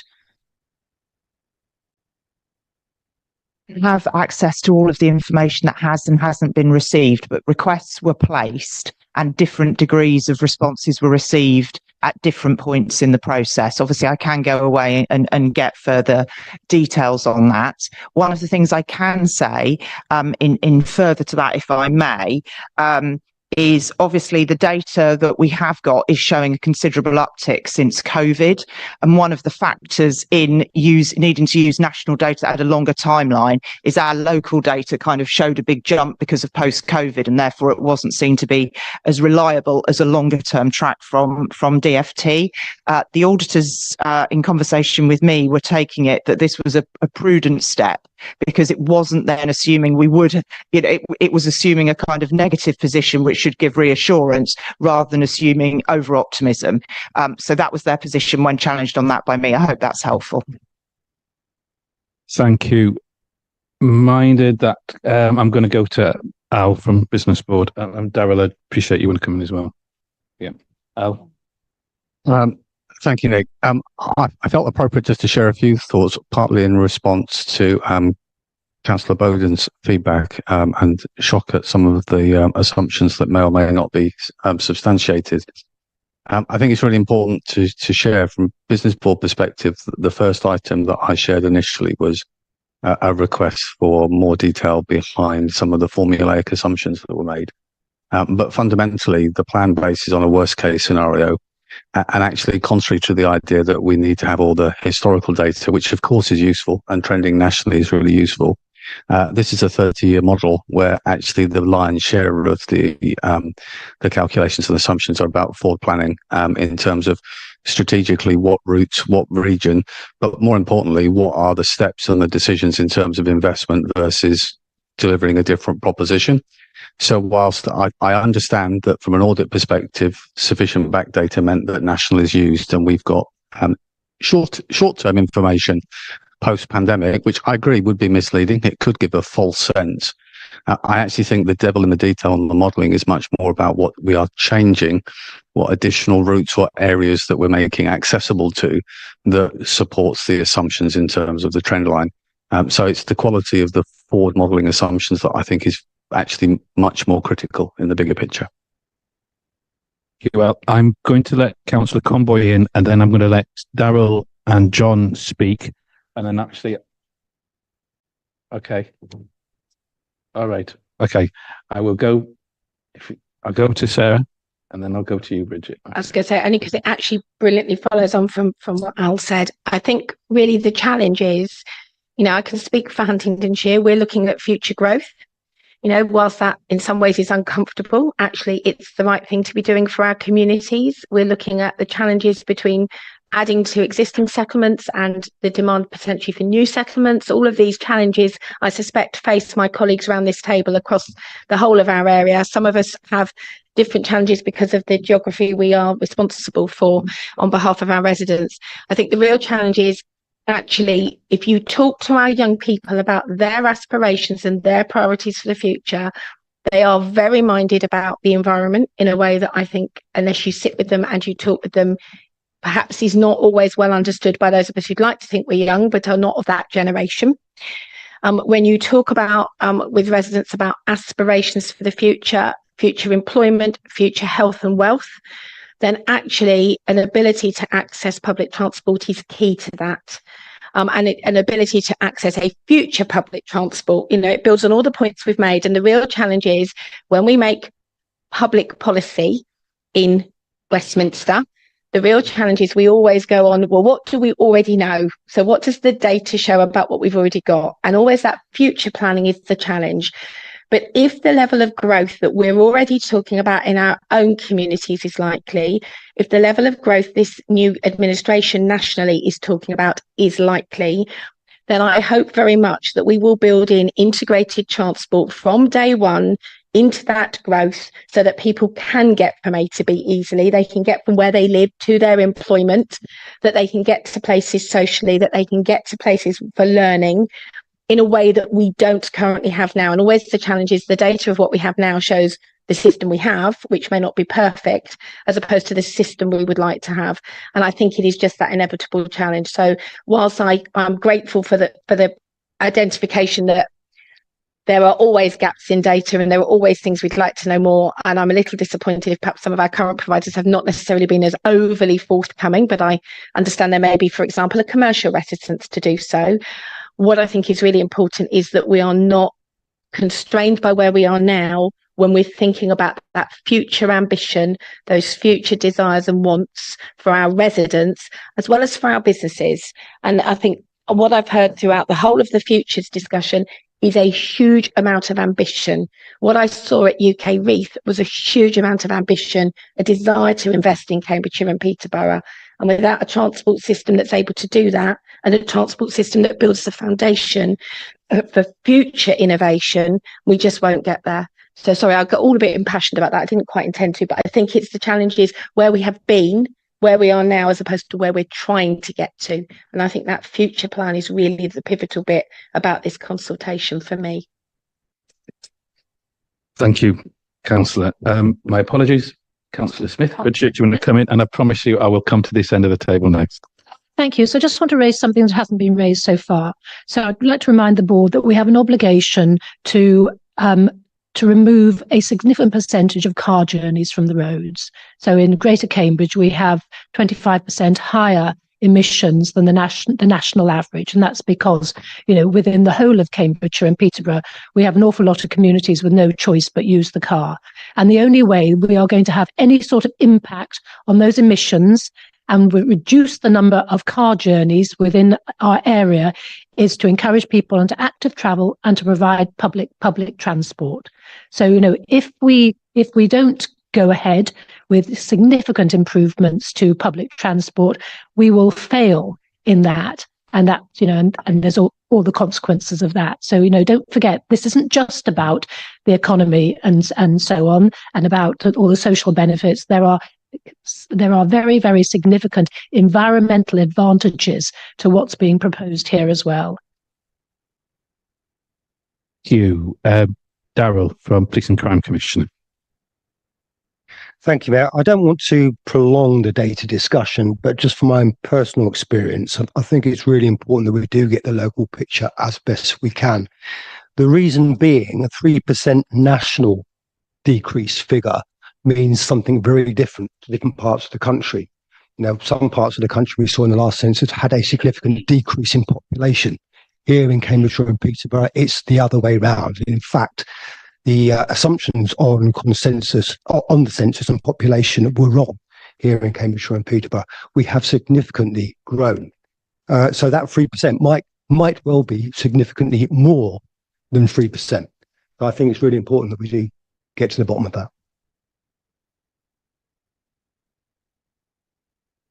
John from Integrated Care Board. Thank you, Mayor. I guess from health's point of view, better public transport, better integrated public transport is key in terms of both access to health services, but also from the wider public health considerations. That trade-off we've been discussing about the additional potential that there might be in franchising over an enhanced partnership versus the increased risk and cost, I guess, must ultimately be a matter for elected representatives to come to that judgment. And I guess in that sense, the public consultation part is key about how that informs that, I think, as we go forward. So I'm reassured by what Ed says and others about that process, and I think that's going to be really important. Thank you, John. With the exception of Edna, and I have checked in, or do you want to, if you want to speak, Edna, please? Yeah, I don't really have points in particular to add, but I just wanted to add my voice in support of the recommendations. The consultation, the observation that the consultation is going to be quite a complex one. There's some quite difficult ideas here for those of us studying it, never mind people who are looking at this for the first time. And so all the measures that are possible to bring this in a really easy to understand way to the public is very much welcome.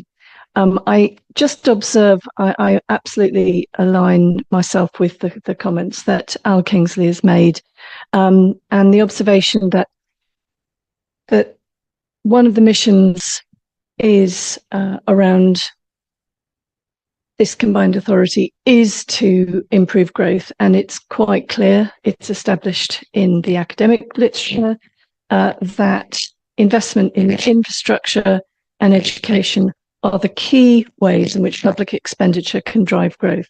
And obviously public expenditure in transport and connectivity generally is fundamental to improving, tackling climate change or mitigating some of the effects of it. So there is very much a sweet spot around that. And I think investment in quality infrastructure in transport is not going to be wasted. Thank you. My apologies. The person, councillor, you actually moved the recommendations and you haven't had a chance for a full speak. So I'm going to let this come to you, then I will attempt a bit of a roundup. Over to you, Councillor Smith. Thank you, Mayor. I really appreciate that. So I have a few points to make. First of all, we're all guided by the experts here, our legal teams, our external consultation authorities. I'm really glad to see that we are getting that external validation of how we consult. I'm very aware that what's in the business case is what we've been asked to provide. And I think we should be clear that we have noted that we attempted to include more localized data, but that the current system for auditing for franchising the business case did not encourage that, and we were asked to change that to national data. I think that's really important. For me, I think it's clear the process could be simplified nationally, and I really welcome the noises that we've heard from Westminster about making this process easier for future applicants. I want to pay testament to the officers who are here and those who aren't, the huge amount of work that has gone into assembling the paperwork that we need. If we imagine it's taken a long time to read this, imagine how long it's taken to put it together. This has been a huge amount of work. To be clear in responding to a point that Councillor Bailey made, there is existing external funding of Farebox 2. I don't think we should forget that. All the costs are not from our own funding. That's the case now as well.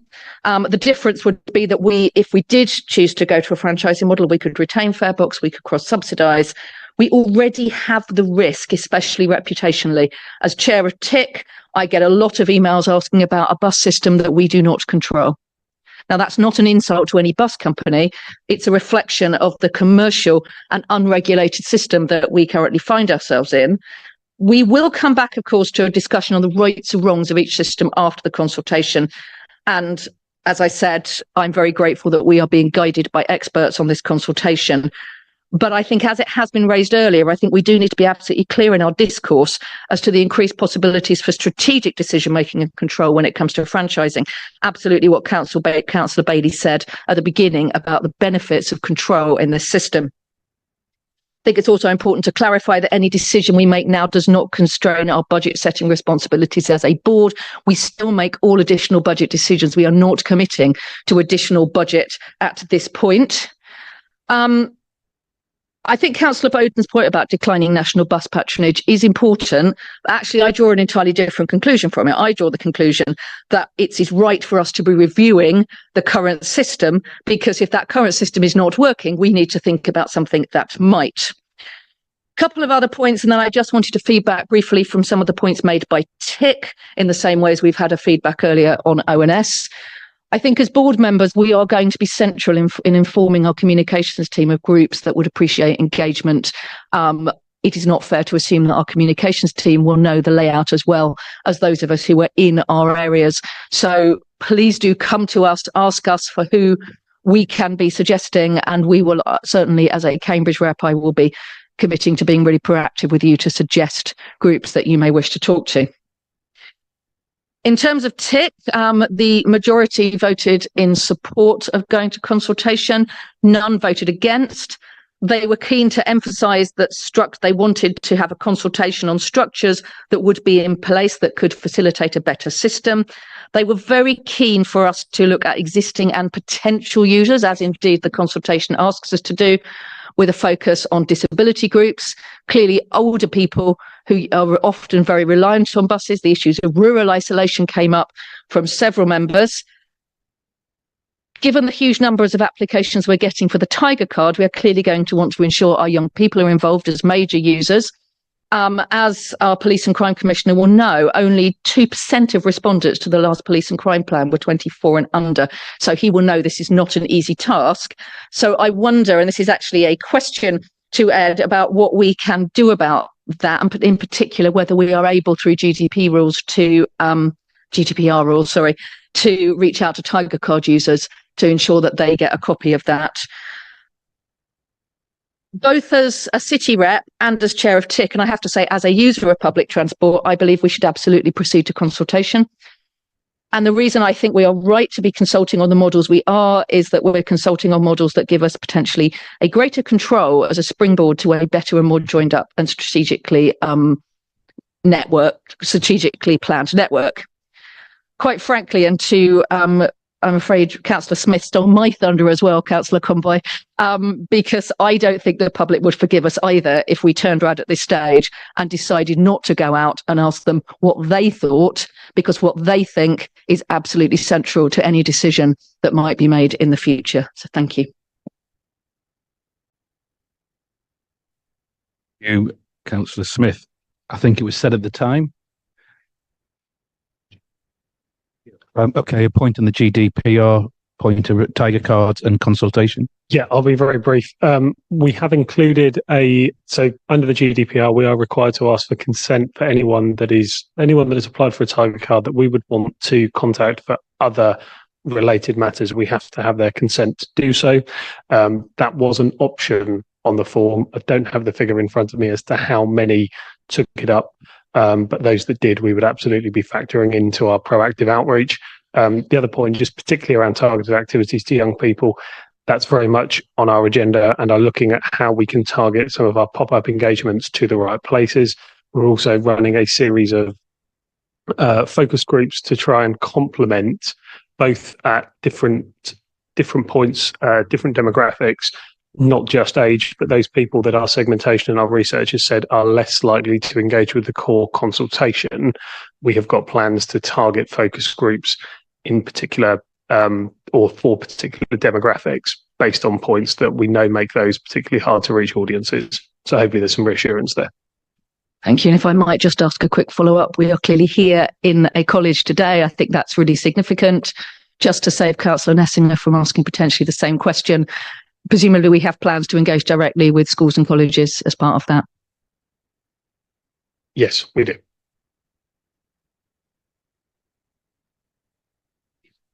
At the start of our conversations, I think somebody said it was been a long time coming. So I'm going to try and kind of sum up a few notes that I've made along here. First of all, I want to say, well, thank you, obviously, to the officers and the team behind you, Judith, for all the work that's been done into this paper. I also want to say thank you to all board members for the very constructive, insightful, and very valid concerns and supportive comments you brought forward. If I was to quickly go through my notes, I note that Councillor Nessinger talked about the importance of better integration with all transport, and we need for an understanding of financial commitments. On the business board, we've heard about how there is a business case developing, but it's over a potential 25 and 30 years. And although there is a sense of they might support external funding, we have to invest to change behaviour. From Bridget, supportive, but obviously need to address concerns and the acknowledgement of risks. To do nothing, we will fail. And it is important that we understand the consultation process. From Sarah, an engagement, important, willingness to support, but an acknowledgement of what we talked about, our shared ambition, the work that we've done with all our officers and all our combined authority. Anna from Councillor Bailey, again, recognising a complex process, but the need to do something. Obviously raising, the importance of the understanding what is an enhanced partnership and what's a combined authority, and the importance that it will be the combined authority taking responsibility, and an absolute acknowledgement about bus franchising is not necessarily a panacea. It's part of a bigger piece of work that we have to look at all of our infrastructure, linking, as Dennis mentioned, about links to train travel and the importance of that integration. But at the same time, an opportunity for joining our region and the start of a journey. I thought that was a nice phrase. And again, I could talk about the frustration of the time it's all taken to get here, but Councillor Bowden, some very fine points about getting through to the detail. And we can talk about the difference between significance or a slight economic benefit, but not to miss out the point that there are more benefits than just economic when we consider this. There is, however, one important point that I need to make sure that you understand. This may be a mayoral decision, but there has to be a proper process, and a proper process involves consultation, and it also involves you as a board. On a personal note, as the mayor, I want to make it very clear. I may be predisposed to franchising, but I have not predetermined the decision, and I'm keeping everything an open mind. In fact, this conversation, the to and fro, the points that have been made, has been part, for me, of a longer term consultation. Ultimately, we will come to a decision today, which I will put before you all, is that do we go out to a consultation on the information in front of us? That is all we're asking for. So on that note, I want to thank all of you, thank the officers, and thank you for your time. Councillor Bowden. Thank you, Mayor. On that subject, there was a question asked of you by Councillor Bailey, which you didn't answer, and I think it's really relevant when we come to deciding whether to go out to consultation. And that is, will it make any difference? What difference will the consultation make? If it comes down firmly against going with franchising, will we not go with franchising?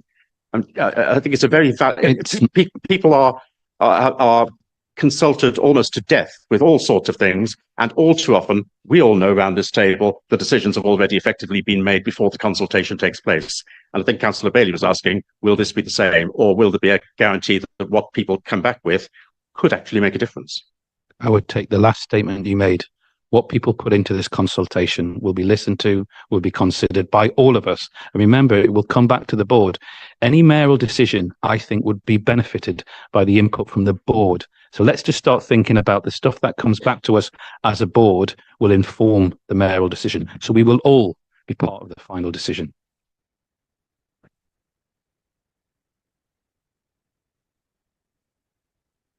Move to the recommendations.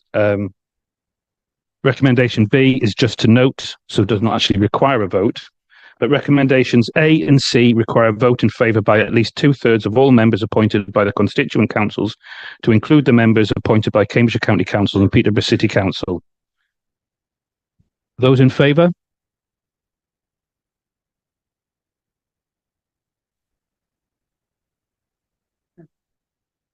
Okay. And we'll do this as a recorded vote, do we? Sort of, yeah, we'll have to do it. It's important as part of the consultation, we should do it as a recorded vote. Unless someone calls for it, but we're happy to.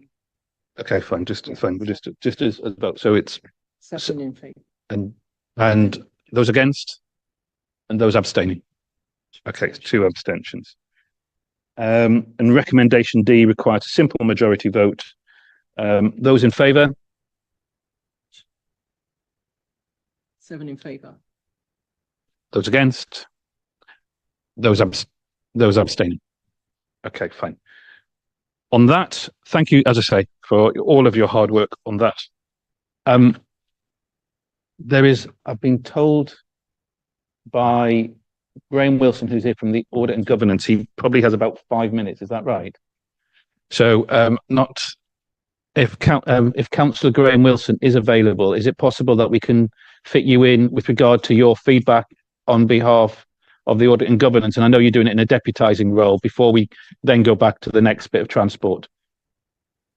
It is item, sorry to jump around, item 9, the Audit and Governance Annual Report. Sorry, Graham, Councillor Wilson, do you want to start presenting? Thank you, Mr. Mayor, members, officers. So in John Pye's absence, who is the chair of Audit and Governance and unfortunately couldn't make this meeting this morning, I'm pleased to present the annual report of the Audit and Governance Committee for the municipal year 2023-24. I will take the report as read, but will highlight a few points from JP's forward. 2023-24, which is now 6 months or more over, was a year of progress and change for the Combined Authority. I can report that we're pleased with progress, but would not want you to become complacent, as I've heard this morning, and I'm sure you're not. Our work in 2023 consisted of both the usual scrutiny of business and a strong emphasis on the Combined Authority's actions in response to the improvement plan. The committee noted that the Combined Authority received a qualified internal audit opinion for the 3rd successive year. RSM, who is the appointed internal auditor, did advise that whilst such a situation was not unheard of, it was not common.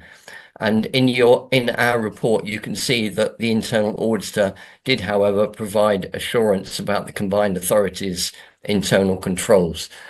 That was something which JP wanted me to very much emphasize, because he was concerned that internal audit are not entirely happy with how things have been run in the past. However, Audit and Governance appreciates the extensive work that you've done to identify and address issues over the past year. In our report, we have noted some common themes. And just picking up something which Bridget mentioned earlier in a meeting about reporting from overview and scrutiny to the board, you can see from about page 33 onwards in our pack that we have regularly reporting matters to you as they arose, and we have received helpful feedback from officers on what you've decided to do. And that is a extremely useful toing and froing of comments from us and views from yourselves.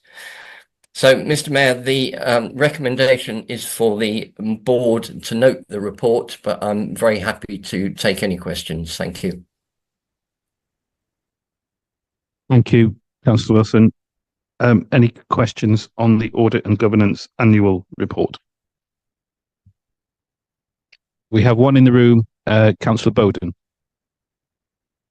Thank you, Mayor, and good morning, Graham. I noted that some questions were asked about the potential for the internal audit for 24/5 and the prospect of continual improvement.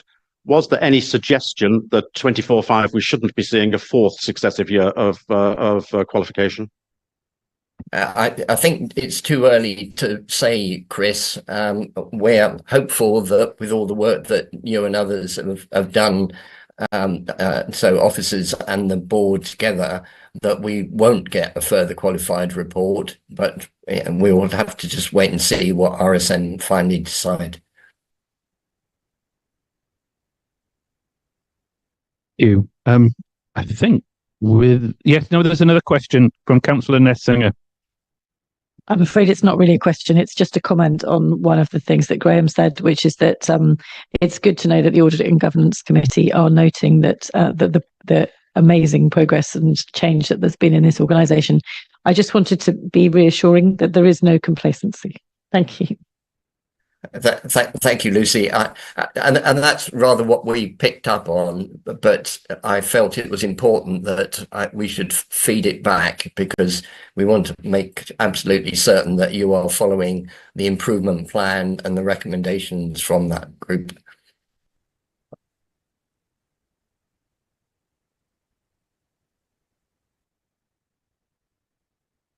Noted, Councillor Wilson. There are no further questions in the room, and with that, I thank you for you finding the time at last minute to provide the report to us. If you could pass on all of our regards back to the board and John. Many thanks. I'll do that, and thank you for allowing me to come forward this morning. Okay. This was for noting, so no vote is required. And now, just to go back, my monitoring officer, Edwina, has just wanted to make a point with regard to Bus Reform 12 and the vote. Do you want to explain?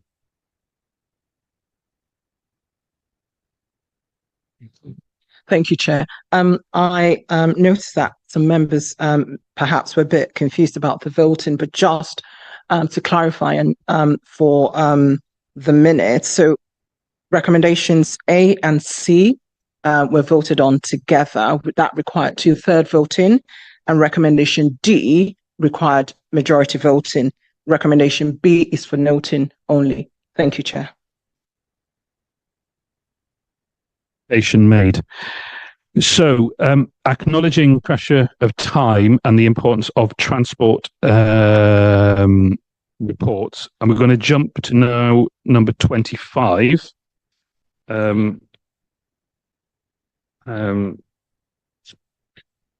We'll get there. Okay. So, item 25 is recommendations from the Transport and Infrastructure Committee. These recommendations have already been debated in detail and approved by our subject experts on the committee at their meeting on Monday, as chaired by Councillor Anna Smith, lead member. Does anyone have any particular questions or comments on the reports within this agenda item, or are we all happy to take these recommendations straight to a vote? Okay, well, Councillor Anna Smith, as Chair of the Transport and Infrastructure Committee, are you happy to propose all the recommendations as set out in this summary report? Absolutely, and I do want to ensure that I thank all of the transport team for the work they do. We've had a long conversation about buses today. The transport team do great work on buses. They also do great work on a huge stack of other projects, many of which were discussed in the committee. So thank you to all of them and to the committee members. I'm happy to propose the motion. Thank you. Do I perhaps have a seconder from a transport authority? No, not transport, a highways authority. I'll take that from Councillor Nessinger. Well, in that case, we can move to the vote on these. So we'll move to vote on these recommendations. Those in favour? Okay. Those against? And those abstaining? So one abstention. Thank you. Well, that's important from the transport point of view. Right. We can now go back to something at the beginning, which involves 10. So this will be under the highlights. Sorry, it's under the description of Combined Authority Monthly Highlights Report, and it's from our Chief Executive, Rob Bridge, who will introduce the report. Thank you, Mayor. I'll just touch on a few things in respects of the report that you have in front of you. I mean, first of all, when we met in June, we had the annual report and we were in a pre-election period. So I just wanted to just mention a few sort of statistics that was not best placed to be mentioning in that week. Obviously, the annual report now is available and there's hard copies if you'd like one. It's also on our website. But actually, on page 9, you can certainly see some of the important statistics around what's happened over the last year, and that included 254 startup businesses, 1,800 upskilled opportunities, 800 apprenticeships, and 4,000 numeracy courses. Just as some headlines, which is really important. I'm sure board members may want to draw out some other points, but I think again, we focused on our improvement journey quite rightly, but at the same time, there has been a continual amount of work and delivery in different areas. I think the other bit that I wanted to focus on, I'm not going to talk about UK Reef because we have that as a separate item on the agenda. But obviously, in writing this, the last few weeks has been somewhat different for the combined authorities across the country, and the different engagement that we have had with the new Deputy Prime Minister and Prime Minister. So obviously, straight after the election, all of the mayors were invited down to Downing Street and met with the Prime Minister and Deputy Prime Minister. But following that, there was a follow-up meeting which Chief Execs joined as well in terms of local growth plans, the future legislation changes and the roles that we need to do collaboratively for the area and the region and also the country. So I think you've had a copy of the letter from the mayor that he received from the Deputy Prime Minister, and obviously the King's Speech set out also some other opportunities for the area around buses, around taking back control, and other things that will come clearer, I think, over the coming months. But the real focus for us, working with all of your chief execs and colleagues within your officer teams, is around the local growth plan. And I want to be really clear, this is not about CPCA running off and just doing a piece of work. We need everybody to contribute to it. It's an important piece of work with a focus on the first 12 months in some ways, but the 10-year plan. We've got a lot of work that we've been doing. Councillor Conboy referenced the work we did for UK Reef, our investment prospectus. We've been doing the work around the infrastructure delivery framework. And actually all of these things can work into a local growth plan. We are waiting for better clarity of what needs to be in that local growth plan. And we're working as a group of chief execs across all of the mayoral combined authorities to try and get some commonality around a format on what is expected, but also recognising that our sectors and some of the things that we have in our areas will be different. And we need to make sure that those are appropriately captured. And this is more than just about jobs. this is about some of the things that were mentioned earlier around transport connectivity that is important to anything, as well as housing, etc. And we don't know yet the details, but we need to be saying and clearly setting out where we feel interventions and support are helpful to unlock the potential of the region. And I think that is a really exciting opportunity for all of us to work into. The other thing, we are in Peterborough. I had the privilege of attending the first graduation of the new university in the cathedral a couple of weeks ago. It was really good to see so many students who have successfully obtained their degrees. And as you know, we are very close to the next phase of the building being handed over, ready to be hopefully in place for September, and that'll be focusing on STEM subjects. And obviously part of the things we need to be thinking about is phase 4, and that comes back to what I mentioned around local growth plans and what opportunities there are within that. The Mayor mentioned it, but in the report, we talk about the Tiger Passes. I mean, it says about 13,000, we're at 15,000. I know Rob's here, Janice isn't here. You know, that we are making sure that we understand the usage numbers, coming back to some of the conversation, because actually it's really important how many passes is okay, how many journeys are being used, what that means, and monitoring that is really important. And then the final thing I was just going to mention is there's a conversation happening next week with the National Infrastructure Commission coming to Cambridge to talk about power and energy. Again, really important. We talk about infrastructure challenges. We talk a lot about water at the moment, understandably, but power is a significant challenge. And with what may well be coming in the next few years and the local growth plan, I think having that type of conversation and the Infrastructure Commission wanted to come and have that conversation with us in Cambridge is really important. So I'll stop there, Mayor. I appreciate you may want to add a bit, and also there may be some questions. Thank you, Rob. Look, I'm just on this one, I'm going to use Chair's prerogative before we maybe come to any questions for you, but it's just to say a bit more about what's been going on mayorally. It's certainly fair to say that the last 2.5 weeks has been very different for me as a mayor, and I think what is happening, you know, in terms of at a national level, what it means to us as an organisation, indeed as a board. So we've had a general election and a change of government, and as follows: first Kate speech. And clearly there were lots in there that will have a substantial bearing on what we as a combined authority region find ourselves either able or obliged to do. Now we're going to await those further details, as well as the Downing Street meeting and the subsequent UK mayor sessions that Rob has mentioned. We've obviously had correspondence from the Deputy Prime Minister, which I've shared with you, and Jim McMahon at the Ministry for Local Government was very generous enough to give all the mayors last Wednesday evening after the King's speech more detail on a direction of travel. And for the purpose of the day, I thought it was important I share at least 2 aspects of what was said to help wrap it all into some context.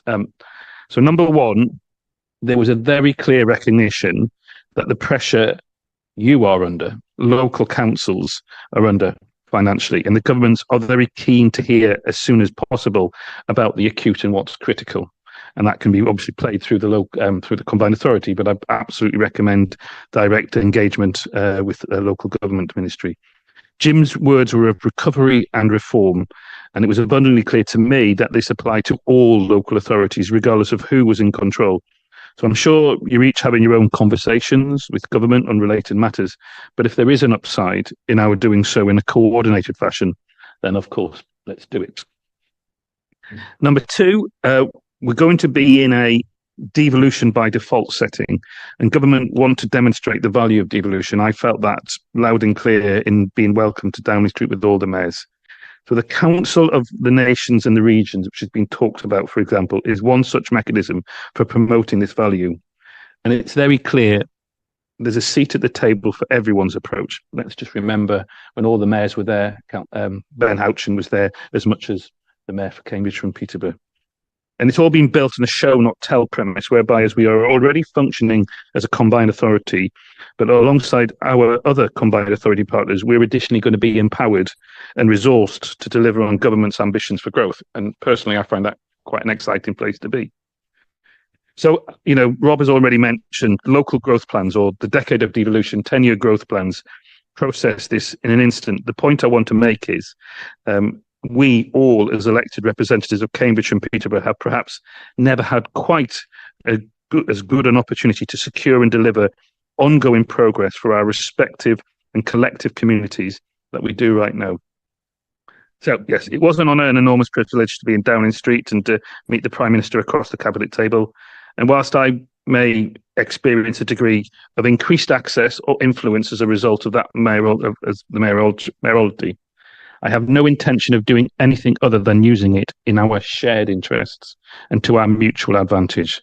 Because above all that is what this means for us, the way I see it, and this is about what we can do as and for the whole of the Combined Authority region.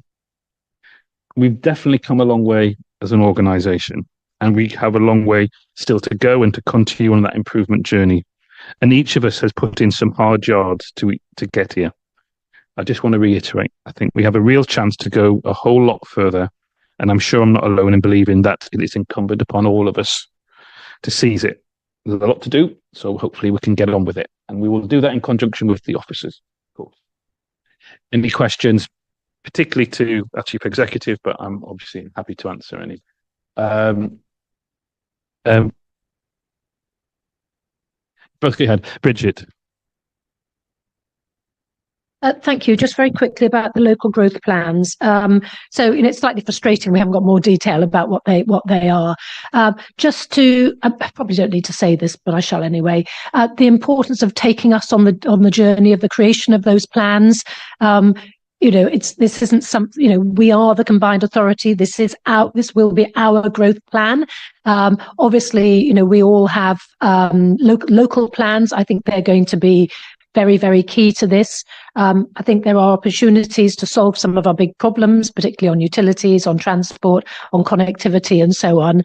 But, please, will the officers of the Combined Authority involve us as board members, but obviously our officers from the get-go, so that when we come to the point at which we've got a draft final draft of this, this is very much our growth plan and we've contributed and we're happy with it, so that we don't see repeats of what we had with spatial frameworks some years ago, where actually none of us felt any ownership over it. So thank you. I'm just going to say, you obviously have it, my word on that as mayor. I'd also add, in regards to Daryl, you wrote to me only this week about Let's Meeting Up, about your ambitions as Peace and Crime with regard to the Integrated Care Board. I was sat with you only last Friday. Your input, as well as elected members, and goes without saying, a business board representative is just as important as that, showing that. Rob. I'd like, Councillor Smith, make a very important point. So just to give you absolute reassurance, but not just to you, to all of the board, the Chief Execs meeting took place last week. It was a key part of the discussion with Chief Execs. And all chief execs across all constituent councils have put forward officers to start working up, mainly in the sort of place directors or the place type areas within each of your organisations, to coming together on a weekly basis and pulling together all of the information, all of the things we already have, and then understanding if we've got any gaps. I think there's two stages to this at this moment in time. There's a piece of work we probably need to do through the summer, which is much more of a top level summary of the growth, the local growth plan expectation, and things that might be quick things, or as quick as some of these infrastructure challenges are. And then more work to be done into the autumn around that 10-year plan, playing into the emerging national industrial strategy, and obviously a spending review announcements that we expect in November. And that doesn't mean that there'll be lots of things that will be, that I think so that's the timeline. And as I say, officers across all constituent councils are involved in that development of that local growth plan. It's not being done in a room in Pathfinder House away from everybody. Thank you. Councillor Anna Smith. I don't need the same answer, but just to log that with my Cambridge representative hat on, that there is a real desire to be part of that conversation from as early on as possible, and also to say that we are very happy to contribute whatever is helpful and necessary to get us to a really good and effective growth plan.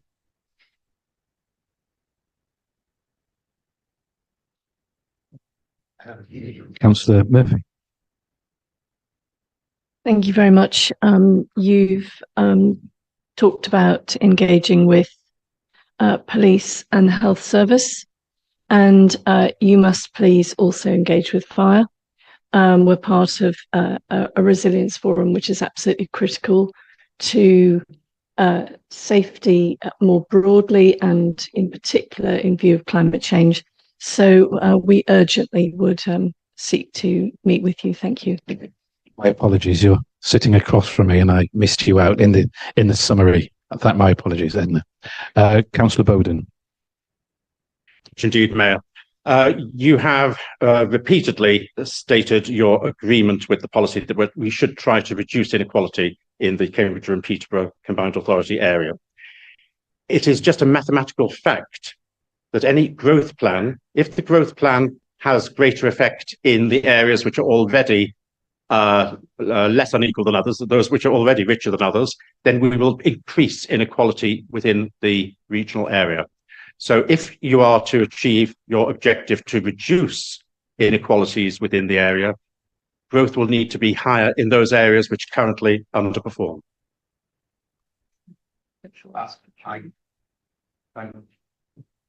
Thank you for reminding me on a regular basis the importance of tackling inequalities, not just in health, but in transport inequalities, education, employment inequalities.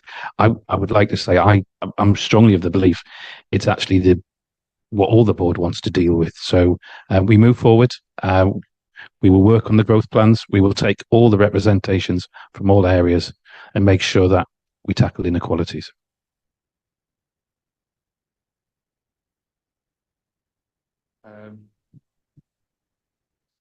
We've been asked to note the report. No one else is making a sign that they want to add any further comment. So on that, no vote is required. We are able to move on, and that leaves Jim. You're now item 11, an update. My apologies if you got the message that we wanted to try and keep it brief, not to take any away over the magnificence of what you achieved, but if you would introduce the report and then allow the board members to have a few comments. I'm mindful we've done this for the leader strategy meeting as well, but it was not as many, but if we could keep it brief, please. Okay, well, in the interest of brevity, I'm not going to take you through a slide deck, but what I would like to do is just highlight 2 or 3 points from the written report. As I say in the written report, the opportunity to showcase our region to a national and international audience would have been sufficient justification in itself for going to UK Reef. But I think the important element that we built on in getting there and going there was the development of that Team Cambridgeshire and partnership approach, the opportunity to show and demonstrate our role as a combined authority in convening and bringing partners together to promote the area. So I think that's a key learning from it itself, and that was exemplified in the work carried out by the partners. Were involved in every aspect of the project. They helped to design the investment prospectus. They commented on the case studies that reflected in our panel sessions when we were there. We worked collectively to look at how the pavilion would look. So the partners were involved throughout, and I would like to thank each of the constituent authorities, the members of the business board, and other partners who contributed to that. At the event itself, I think the key point to bring out and again to acknowledge was the presence, the collective presence of partners there. We had the leaders of Huntingdonshire District Council. We had the leader of Cambridge City Council there with us. We had the Cabinet Regeneration member leads from Peterborough City Council, from Huntingdonshire, and from South Cambridgeshire. We had Chief Executive and Senior Officer representation from across the constituent authorities. So that was all great support in making sure that we had a strong presence at the event itself. And that was complemented by members of the chair and members of the business board who took part in our panels, the presence of the university principal of ARU Peterborough. So just emphasising that collective approach to the work we did. I think it's at paragraph 411, I've included a link to the prospectus that we produced. Just wanted to emphasise that remains a live prospectus, and new projects are continuously being added to that and being developed. We're working with all the constituent authorities and adding more rigour and robustness to that investment pipeline, and that of course can feed into the work that we're doing around the local growth plan and other asks or other potential asks of government, and also feeds into the work that we're doing on the development of our infrastructure development framework. At the event, we had more than 400 visitors to the pavilion. We're in contact with each of those visitors, and between ourselves and the constituent authority leads, we're following through on each of those interests. And that was complemented by the work that was undertaken by partners in advance of getting it up there in terms of setting up meetings and following through with developer interest. So the pavilion was a very, very business place, a very, very very busy place. In terms of the way forward, I think that the key thing for me and I think for others that came out of it, was the embodiment of that Team Cambridgeshire and Peterborough approach. And it's one that we'll build upon and are building upon as we continue our work around shared ambitions, around the infrastructure development framework, around the development of our local growth plan. Our presence has given us the confidence to go again in 2025. And again, we'll put similar measures in place to make sure that we, in other words, put on a good show when we're there. We'll work with colleagues across the partnership, and we'll bring in external support where appropriate. I think that the other couple of key messages that I would like to put forward were that I think that a success at UK Reef in 2024 should give us the confidence that when the appropriate opportunities arise to promote our region at external conferences and forums, that we should take those and grasp those. So I think that's a bit of learning as we move forward. And I think, as I've said in the report, playing that through into the work we continue to do into the regeneration of the local economy is vital too. And just finally, we will continue to bring reports to the board on the progress that is made with the leads that we established at the UK Reef. So what I will also do is there are various snippets appearing on social media around our presence there, and I will send a link to the video that's currently out there on LinkedIn to members so that you can look at that at your leisure. Thank you. Yes, the video, what a zinger that one is. Thank you, Jim. We had a good session, and I say we, the combined authority, but Team Cambridge and Peterborough, and I appreciate the fact that you're going to keep us updated. Questions to Jim. Dennis was the first to put his hand up. Councillor Jones. Thank you, Mayor. Jim, everybody has spoken so warmly and effusively about it. It sounded like a great event. I had my cabinet member for Regen and Growth who went there. He thought it was a great event, but they don't let me have anything sharp, let alone let me travel. So that's why I was kept in Peterborough, and he was probably the right man for the job. It's a plea here. Can you give us a warm and cosy feeling that any sort of next steps are delegated to the place directors in each respective authority, just in case, so that it doesn't get subsumed in the board, and that we just carry on that feel-good factor throughout all the authorities, please? Yeah, and that is the way we're working. So I can give you that assurance. I'm going to go to Councillor Anna Smith. Jim, I wasn't sure whether to bring this question on the last item or this one, so apologies if it's a crossover piece. But first of all, superb work. Clearly, really excellent organisation, really fantastic conversations, and like others, a really powerful sense of us operating as a whole team, which I think is really welcome, and thank you. The question I had was, clearly, obviously, it's an investment conference, and that's the major focus of this, the investment and infrastructure. But were there any useful conversations that were had around also the kind of barriers to prosperity in our region and how we might best overcome those. The focus, given the nature of the event, was on, what are the growth opportunities and what are the potential impediments to economic growth. So there were discussions around infrastructure issues that needed to be addressed, around transport, connectivity, water, and that was represented in some of those panel sessions that we had. Getting into that more ingrained issues around, social value and the impact of that, that's something that we will feed in to the follow-up and the development of the projects. And as was discussed earlier, the development of local growth plan moving forward. Just to reassure people, if you're flagging and think we need a comfort break, we are planning to take a break at 12:30, but we've got 10 minutes maybe then. So Councillor Conboy and then Al from the Business Board has indicated. Councillor Conboy. I'll be brief, Mr. Mayor, just to say I was one of the ones who was on site for 3 days. I have to say it was an exhausting 3 days, but an exhilarating 3 days. And I wish that actually I could have somehow bottled that and brought that back to share with all of you that weren't able to be there in person. Everybody who was on site will tell you that the desire for people to come to our area, to develop in our area, was incredible. But I think what I also took from it, the number of people who came up and made our acquaintance, who already knew our area and were passionate about the combined authority and wanted to do more in our area. So I think the only thing I'd say, Jim, is I think one of the lessons for me is we're going to need a bigger tent. Sorry, it's a pavilion, I know, but it might need to be bigger.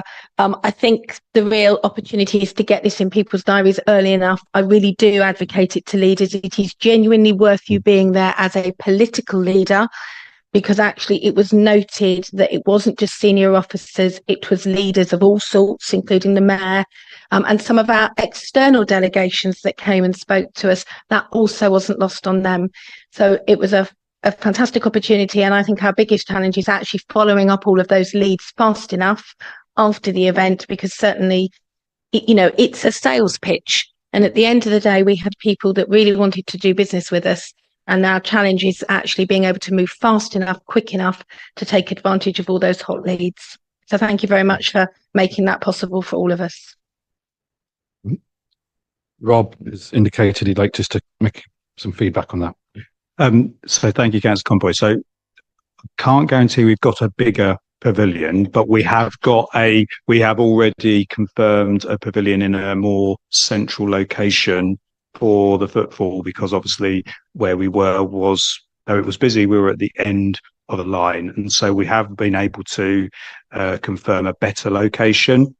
I think the conversation we had around the local growth plan is going to be really, really important for next year. And equally, I think one of the things that as chief execs we've talked about and different colleagues is how we can get more business, not just business board, but maybe other business voice and other organisations from Cambridge and Peterborough to also be involved in some of the events that we run. Seems an appropriate moment. Al, you indicated you'd like to speak, so over to you. Thank you, Nick. I support a lot of what's been said, but I think from a business perspective, you're never perfect. There's always ways to go. So my feedback is always it was a great event, but we learned as much about what we could do better next time, and I think that's healthy. There was a lot of conversations. Actually, some of the value of the conversations from a business perspective weren't in the pavilion. Many were actually outside the pavilion, and others were being, just by the nature of being there, being invited to other conversations in other pavilions or to speak at other platforms that provided us in a subtle way to get greater visibility. I remember when we first started talking about the event and when it arrived, there's a natural persuasion to say, well, how many leads did we get? How many have we converted? How much inward investment have we got? Without really recognizing that this is a multi-year process of broadening our accessibility. And from a business point of view, most people's question isn't about the detail, and diplomatically, whilst I recognise it's hugely important, things like water aren't the first thing that investors talk about. It's how easy is it to do business in this place? How easy is it to connect with people that can facilitate and enable? Are you receptive on your patch? And I think the way that there was very much a unified voice rather than 5 or 6 different groups in different corners of the pavilion saying, hey, pick me, makes a big difference in terms of initial concept of whether we're a place that there's worthy of further conversation. So I don't want to diminish the need that we always have to find each year a different measure of impact, and that will grow to being tangible evidence of inward investment. But I think there's lots to be learned, and I'm really reassured that we're also taking on board, Magpie, some of the other pavilions or tents, whatever we want to call them. Some had good ideas that maybe we could adopt and develop and evolve to make sure that we're absolutely the best pavilion next year.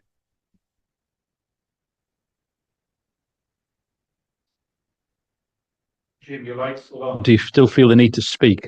No, I didn't know how to put it off. That was, you're very welcome to.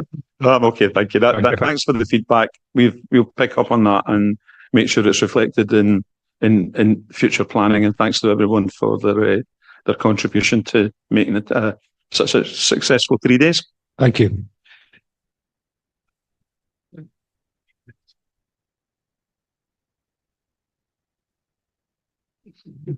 So it's probably as good a point to take a break now. We have sustenance, refreshments are available. It might take about sort of, I think, 20 minutes or something to get this.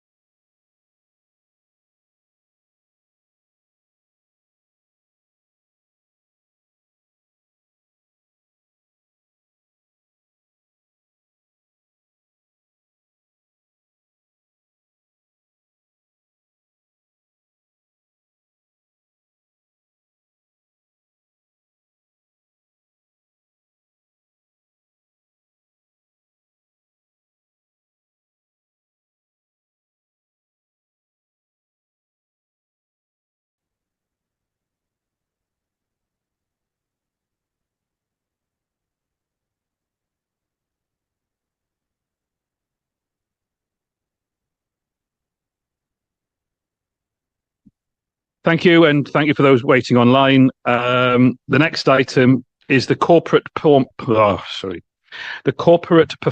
report with Jules Ayend, Head of Policy Insight and Performance, will introduce the report. Thank you, Chair. So this corporate performance report presents performance up to Q4 of the 23-24 financial year. It includes a summary report, a balanced scorecard, a dashboard for each KPI, a dashboard for our most complex programmes and projects, and an update on headline priority activities. We've responded to feedback received from members in March by consolidating performance against target and performance against direction of travel into one RAG rating. We've also introduced more trajectories into the visualizations and included more commentary about the causes and implications of current performance. Work is ongoing to introduce more financial KPIs and more targets. Indicators are classed as owned by the combined authority when the ability to change the indicator lies wholly or mainly with the combined authority. At the end of Q4, of 12 of these indicators, 7 were on or above target and 5 were off target. We've set up a workshop in September for members to review the selected State of the Region indicators in the balanced scorecard. This is in the light of the new State of the Region evidence base, which is expected to be presented to Combined Authority Board for approval on the 4th of September. Programmes and projects are classed as most complex when a combined authority funded programme or project is considered most significant in terms of value, strategic fit, and where there would be significant impact if there was failure to deliver. At the end of April, of 7 programmes and projects, most complex programmes and projects, there was a high degree of confidence in successful delivery for 5 of them, and as an assessment that without action, successful delivery is in doubt or there is uncertainty and risks surrounding future deliverability for 2 of these. I'm very happy to take questions. What do they say? An apple a day keeps the doctor a day. So, any questions for Jules? Business board, Al. There's obviously lots of positives there, and for me, the most important thing is always about visibility. As an area of personal interest and linked with some of my roles, obviously, I'm conscious that when it comes to some of the red areas of focus we have, one of those areas is around apprenticeships, and I'm interested in whether you have any view, given recent changes, to how organisations may tap into their apprenticeship levy and how that might either help address or actually slow down our ambitions on target. Jules, are you able to answer that? Maybe one for skills team as much as anybody. But absolutely, I understand the context for that question, and would be pleased to take that back to the skills team and come back to you with an answer on it. Yeah, it's obviously relevant, as only this week we've heard Skills England has been announced, and I think we need to be another example of where we have to put and looking at new opportunities going forward. So sorry, we have the skills expert here. May I come in? Sorry, I couldn't catch your eye. I knew you were having your dinner, so do you want to come in and?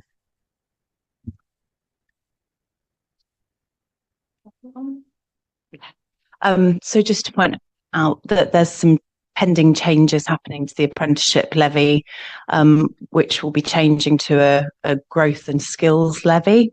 And definitely we have a role to play to support employers to really understand what that means for them and how they can maximise the benefits of that particular levy to make sure that their own workforce has got in-work progression and skills development, etc. But there is also something for us to be mindful of, that it doesn't take away from our ambitions around apprenticeship growth, because I think there could be a risk of that. So I think that's certainly something within our policies and strategies going forward, that we would make sure we'd still encourage apprenticeship growth across the area. To respond on that? And thank you. And it's the answer I was hoping to hear. I suppose the element of this is about the interconnected nature of how that might feed into some of the provision we have through Growth Hub and some other integrated services. So some of these metrics we're comparing against might need to be reevaluated based on what the changes to legislation affect. Thank you. Question, Councillor Bowden. Thank you very much indeed, Mayor. I had mentioned previously how unhelpful it was to clump a lot of KPIs together without differentiating between those which we have some control over and those which merely reflect where we are and we have very little direct control over. And I'm really pleased that now there is a much clearer distinction about which indicators we should have some degree of ownership of and which are there to reflect where the area is rather than necessarily saying that we are failing or succeeding. Yep. Having said that, looking at some of the wider figures which are shown in the report, I'm just surprised that the jobs information isn't available any more recently than summer 2022. And if it is only available annually, and I'm even surprised it's only available annually, we should surely have summer 2023 by now. And it just makes me concerned about how up to date the information is. I'll give another example, which I'm not certain about, but I'll just give my interpretation. Talking about the number of LSOAs, which are in the top of the worst 20% in the country, and saying that that's gone up from 54 to 62. Am I right in thinking that's from the 2014 figures to the 2019 figures that we're talking about? It does say every 4 years. My thought was that the LSOA, the numbers for the multiple deprivation index were produced every 5 years rather than every 4 years, up from memory, and that the next figures would be for 2024. But if it is 4 years as shown here, then it should be 2023. So I wonder if we could have some clarification on that, please. On that, my officer colleagues might be able to help. Thank you. Thank you for that question. Certainly the extensive lagging of the data is something that isn't helpful in effective performance monitoring. And it's one of the reasons that we are going to be coming back to members to look at these State of the Region KPIs, because in the wider project, we have found other indicators that are more recent in data that we think we would like to consider to put into this set. I mean, as you say, the indices of deprivation from 2019 it is a very long time ago, and we don't have refreshed data for that. So I think it's a broad issue across a number of the indicators that I would like to look at with the members. There's indicates you wanted to speak. Yeah. In another matter, do you want to come back on that one? So, Kingsley, if I wants to come back on that. Thank you. I just want to clarify, because that same data is used within our trust and schools as part of our funding formula. The EDACI data, that core deprivation, is every 5 years, so it wouldn't be published till late this year, I would expect, as the next cycle. But I totally support your point of view. We're always working on data that in some cases really doesn't reflect where we might be now. So, yeah. New point, Councillor Smith.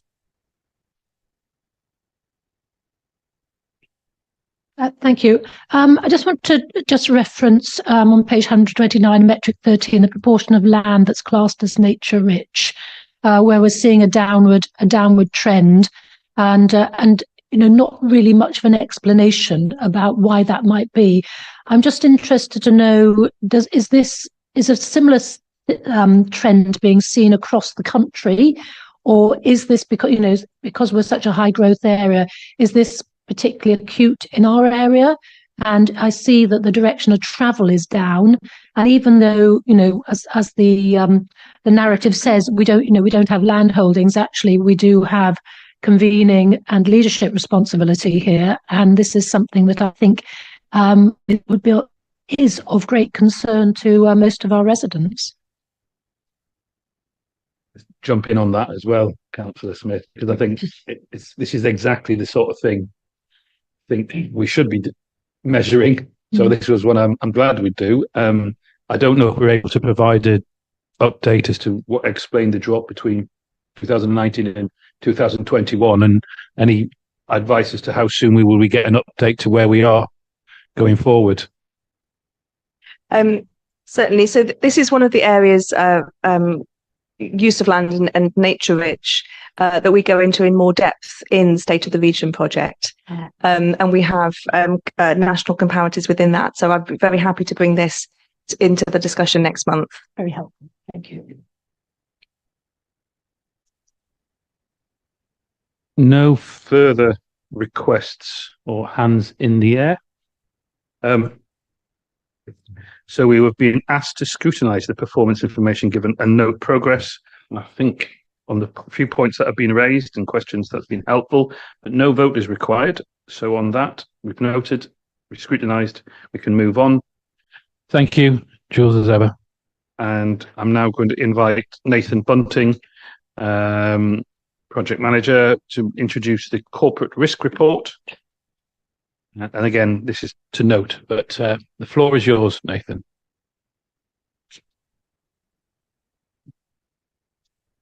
Yeah, thank you, Mayor, and good afternoon, everyone. So, yeah, this is item 14 to note the corporate risk register, dashboard and heat map in appendices A to C.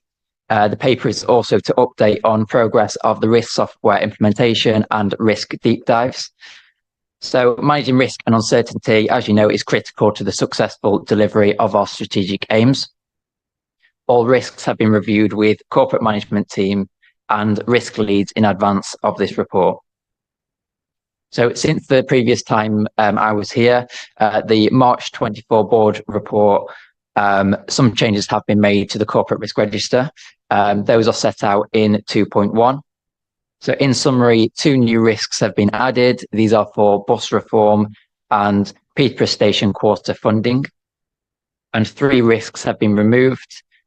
These are for workforce/HR, Home Upgrade Grant 2 and Transforming Cities Fund. So since March as well, 2 risks have changed their risk scores. The governance value for money risk has changed from medium to low following a review of controls. And cybersecurity has changed from high to medium due to enhanced controls and is now within risk appetite. A note on that risk was sent to members in May. So overall, we now have 1 red very high risk, 0 amber high risks, 11 yellow medium risks and 2 green low risks. The 1 very high risk is future funding, and it's the only risk that's above our risk appetite. And more information on that is in 2.2 and Appendix A in the risk register. 2.3 in the report offers an update on the implementation of our risk software called 4Risk. The investment in a new corporate web-based risk software allows a central and auditable platform to register risks associated across our work programme. So since March, we've made progress embedding this across the organisation, and it's been used to update corporate and service level risks. Project level risks still are separate in an Excel spreadsheet. All risk owners and leads have been trained and their login details have been given to them with automatic reminder emails enabled to make sure risks are reviewed regularly. 2.4 sets out the schedule of risk deep dives to audit and governance, who are responsible for overseeing the corporate risk register to make sure that the risk management is done to the appropriate standard in line with the risk management framework. Thank you. We'll note any comments or suggested amendments to any of the risks. Thank you, Nathan. Risk. I'll come in and then. There's another good risk register. It's a fundamental. I'm choosing just to be devil's advocate and challenging here, which is people first as an organisation. Where's the risk mitigation or reference to recruitment and retention?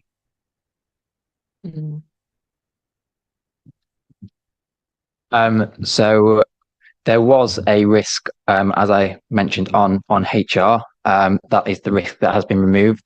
I'm happy to pick that up separately with recruitment and HR teams internally on whether we should have a should have a risk on that. But I would have to speak to the risk owner and risk leads on that. If you want more information on why the HR risk was removed, that is in the paper within 2.1. So I can read that out if you would like to. It was closed as permanent staff are now in post.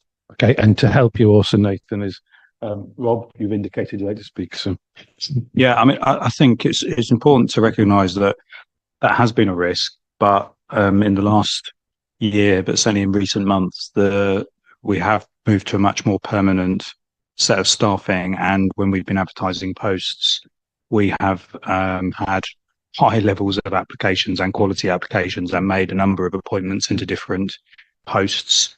And with the work we've done around our culture and how we're engaging with our staff, we're not seeing high absenteeism, retention is not becoming such a concern, which is why it has come off. It doesn't mean it's ignored at an operational level, and there's always that risk of when does it become more of a corporate risk rather than one that's a little bit below that radar. And I think with what we've done, it's dropped below, but it's one that's constantly looked at as an organisation. Just very briefly, that's perfectly valid, and it's helpful to get that feedback. The question I might just leave as challenge is there are some fundamental pillars that potentially should always be on the risk register, no matter if your assessment is there low, and that might be one to reflect. I appreciate that's horses for courses, depending on how you're measuring and monitoring it, but it's just one that stands out, and maybe others are doing it wrong, but that might be one for consideration. Thank you for the challenge. I'm sure our CEO will go away and look at that. Councillor Bowden, you're keen to come in. Thank you very much indeed, Mayor. Yes, I agree fully with Al. There are some risks which should be there all the time, because what we're involved in here isn't risk mitigation, it is risk management. And where risk is being managed and managed effectively, it still needs to be reported on and reported to us as a board. And I see that the wording has changed from a previous generation of risk to current one. We see talk of risk management rather than risk mitigation. We see mention of risk appetite. So some of the wording has changed. I'm not sure always that the mentality behind it all has changed. We get to see only the tip of the iceberg as far as the risk management process is concerned. There's an awful lot below what we see, which management deals with, which we just don't see at all. And to be quite honest, I'd rather not start digging around in that. It's not really our job, and it shouldn't be necessary for us to. But I would like some assurance that we are really more aware of risk management rather than risk mitigation. As an example of not really moving forward as far as I would like is the concept of what we have as a risk appetite. And in an evolutionary system, we should have greater granularity as far as risk appetite to recognize that our risk appetite in different areas will be different. And we don't do that. And to give a prime example, if you'll pardon my being slightly controversial, Mayor, on bus reform, my personal feeling is that we, as a collective in the Combined Authority Board, have a quite high risk appetite so far as bus reform is concerned. Yet that is not reflected in the process, in the documentation that we see before us. So I would like some consideration to be given to a continuation of the move towards looking for risk management and greater granularity on risk appetite. On a more specific point, looking at the corporate risks, I was a bit surprised, given the fact that we've now had 3 successive years of qualified internal audit opinions, that the only reference to internal audit was in CRR 9 to say that internal audit opinion has shown progress against identified issues. Now, I'd have thought the fact that we'd had 3 successive years of qualified internal audit opinions was of itself a real warning sign, and I'm surprised to see no reference to this either as part of the controls that we've got or as an objective that we will get to a stage where we won't have a qualified internal audit opinion. And for the only comment to be made in the corporate risk register about internal audit that the opinion has shown progress against identified issues seems a little bit weak to me. Is that something we'll ask Nathan, or do you want to? Shall Nathan, you hold this, and then maybe come to Rob. Yeah, we can take that away and see where there is reference to internal audit, I can't tell you off the top of my head how many times we've referenced that within the risk register. So we'll take that away, I'll discuss it with Rob and see how we can include that more into the risk register. But thanks for your comment. We've got Rob Emery here we've got more officer input, so we'll take it. Nathan may want to come on more about moving to the point around risk awareness and mitigations and how we're a learning organisation, and this has been an evolving process. And I think we will continue to do that. But Nathan, I don't think we need to. I'll come on the point on risk appetite actually, because that was really a really useful point. We did have a risk appetite development session with our senior leadership team that took place in April 2023. The senior leadership team, as we know, there's been a lot of change to that team. So we are having a refresher risk appetite session, which is scheduled to take place in August. The risk appetite is currently in the risk management framework, which was approved at September 23 board. Any change to the risk appetite statement, we will obviously bring back in a refreshed risk management framework later this year. Thank you. I'll put you in the mode.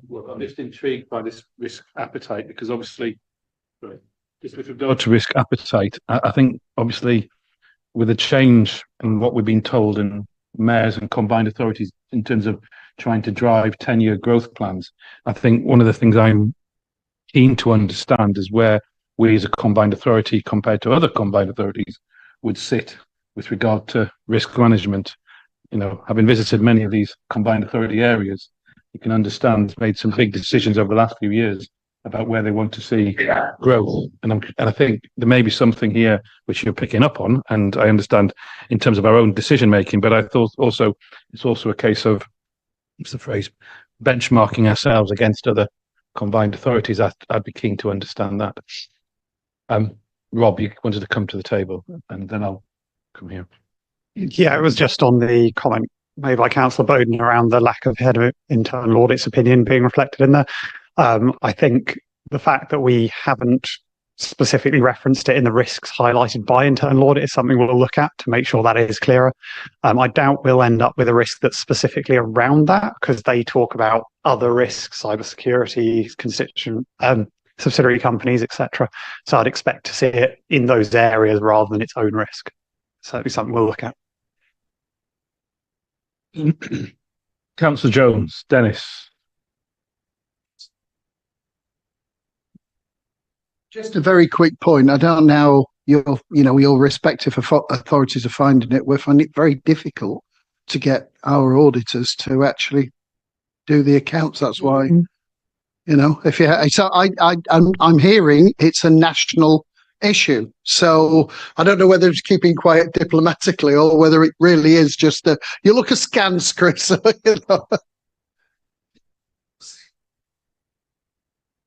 Yeah. If I may, Mayor, I mightn't have done it during your time on this board, Dennis, but I am a member of in fact now the Investigations Committee of the Institute of Chartered Accountants of England and Wales. We deal quite a lot with and have dealt with the audit capacity. It's been a major problem. It's particularly been a problem in the public sector, and various things have been done to try and improve it. The one thing which government doesn't assist with, however, is its simplifications. And every now and again, government quite usefully comes along and says, we really need to simplify the accounts process. The last major simplification was the introduction of the narrative statement, which just added another 20, 30, 40 pages, which all had to be cross-referenced and all had to be checked by the auditors against the rest of the papers. Great simplification that was. I look forward to the new government taking action and actually simplifying things, because the overwhelming majority of what our auditors do is of very little use to us. Much of it is just to do with national accounting, and I don't think they do that particularly well either. But the audit has largely lost its purpose in local government in managing to hold local government properly to account, not merely to local people, but even to local councillors, the overwhelming majority of whom haven't the faintest idea what 60 pages of numbers is all about. So that was the only reason I was making a funny face. Wow. I think some of those statements might be played back, but I'll wait to see how that one gets reported. Thank you, Nathan. Rob, anybody else want to come in? Yes. Yes, sorry. I thought you said a lot already, but Chris, over to you. I'm happy to have a whole meeting just on risk. I'm conscious of that, but we need to move on. I just would ask if the chief executive would make some comment about granularity in risk appetite, because I think it's ultimately this comes from the top, and if ultimately risk management isn't about filling in forms and all the rest of it, it's a cultural thing more than anything else, and culture is led from the top. So that's why I wonder if Rob, you'd be kind enough to say a few words. So I'm clear, Councillor Bowden, you asking for more granularity at board level?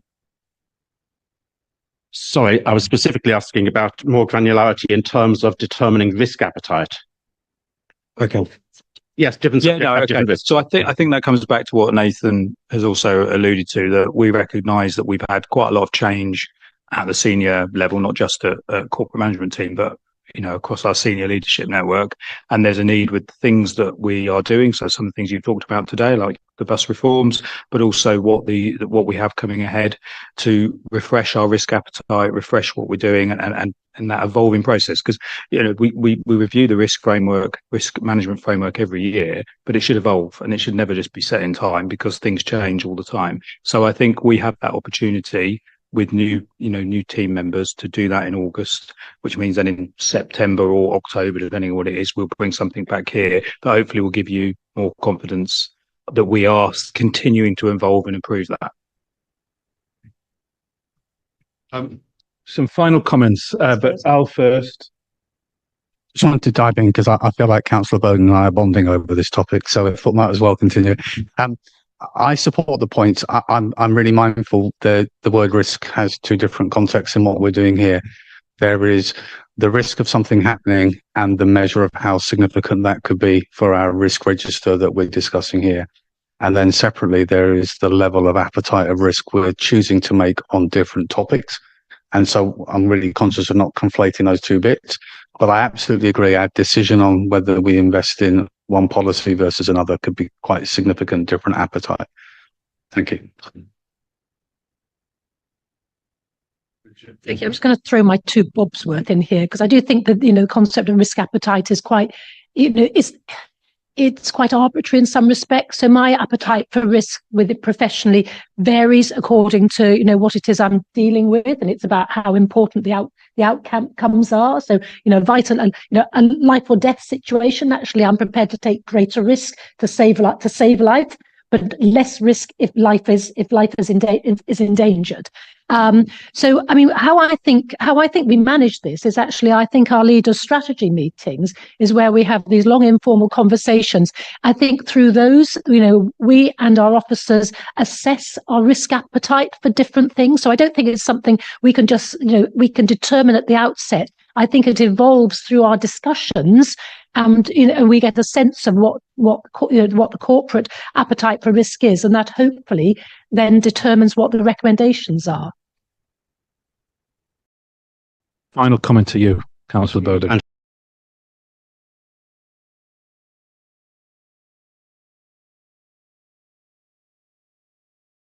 Ultimately, however,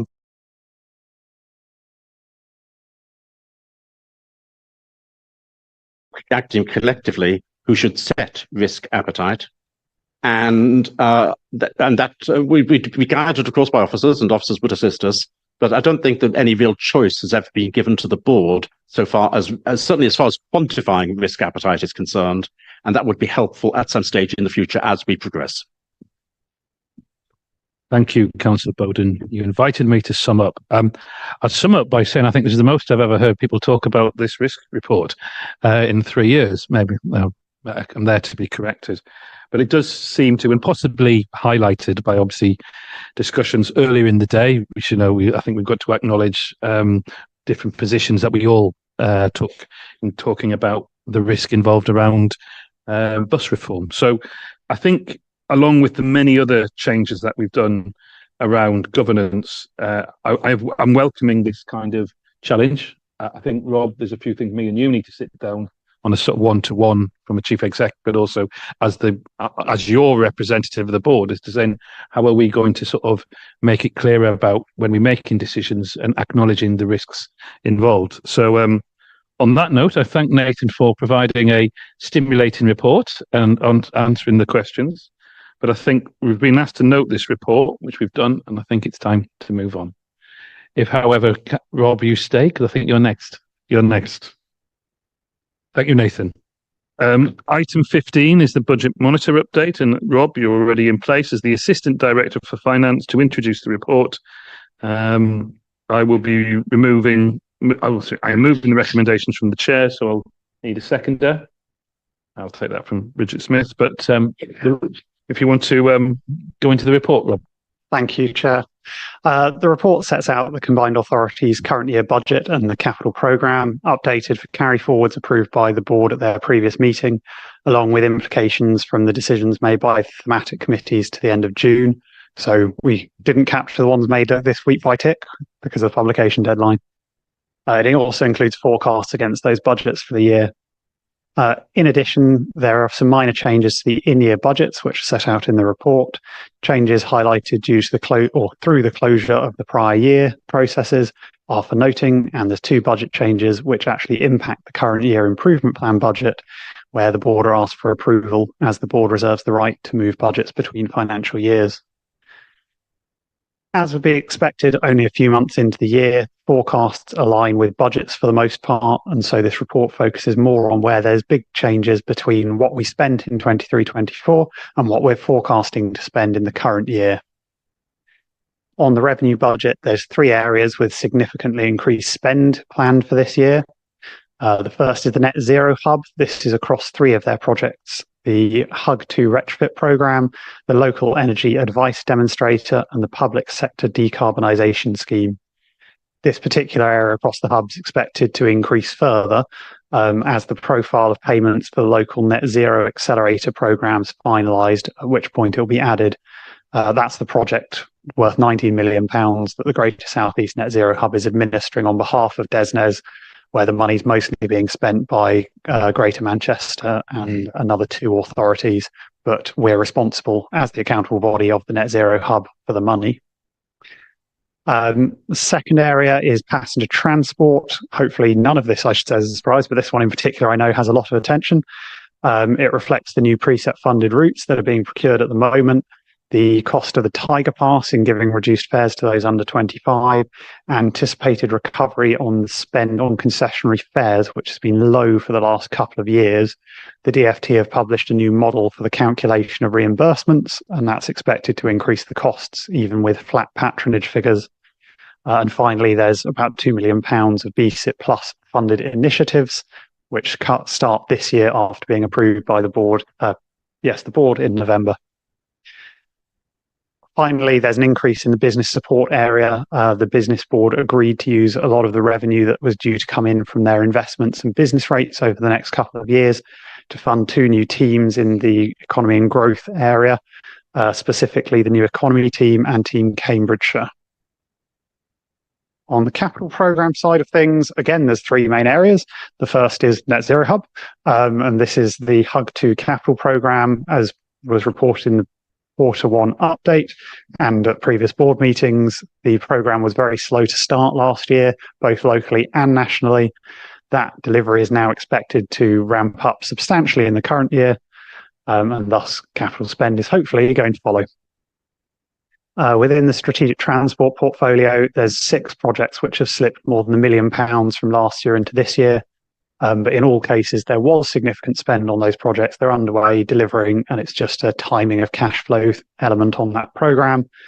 And finally, there was a payment for phase 2 of the university, which was anticipated in 23-24, subject to a shareholders agreement being signed, which is now expected to come through to the investment committee in the next couple of months. Overall, there's an almost 50% increase in forecast spend this year compared to 23-24, particularly on the capital programme. It is a substantial increase, and the Combined Authority is aware of that ambition, but it does reflect the Combined Authority's ambition to deliver more and a move from planning to actual delivery of projects on the ground. I'm aware some of the board members had a tour of the Green Tech Centre today. Finally, there's a bit at the end which just captures an update on income forecast. Majority of it's to budget. The one area that isn't is treasury management activities due to the aforementioned slippage on the capital programme, and indeed the Bank of England base rate remaining higher for longer than was anticipated last year when the budget was set. We're now anticipating an income of around £7 million this year, as opposed to a budget of 4.5, so a 2.5 million increase. All income increases such as that will be taken into account when the board see the medium-term financial plan draft later in the year, so can be considered on how that impacts future funding requirements and service levels in future years. The majority of the report is simply to note, but the board are asked to approve those minor changes for the improvement plan budget. Nice positive way to finish there, Rob. So thank you for that. Questions on the budget monitor update? I'll take you first, Chris. I know you're in my eye line, but I'll go to you, Chris. You okay as a gentleman as ever. Bridget. She didn't indicate. Okay. Chris. Oh, right. Okay. Right to another level altogether. Conduct complaints have been started for less than that. Right. Just a request, please. And it's not so difficult when you're this early in the year, but it becomes more difficult later in the year. And it's a very different matter between revenue and capital, I fully appreciate. But I'd really like in these tables to see slippage being shown separately from other changes. Slippage, I understand, one-off, normally in one direction. Other changes can be much more interesting. And I have to really dig to try and separate out the slippage from the other changes. So if it's possible to separate those out into two separate columns, that would be very much appreciated.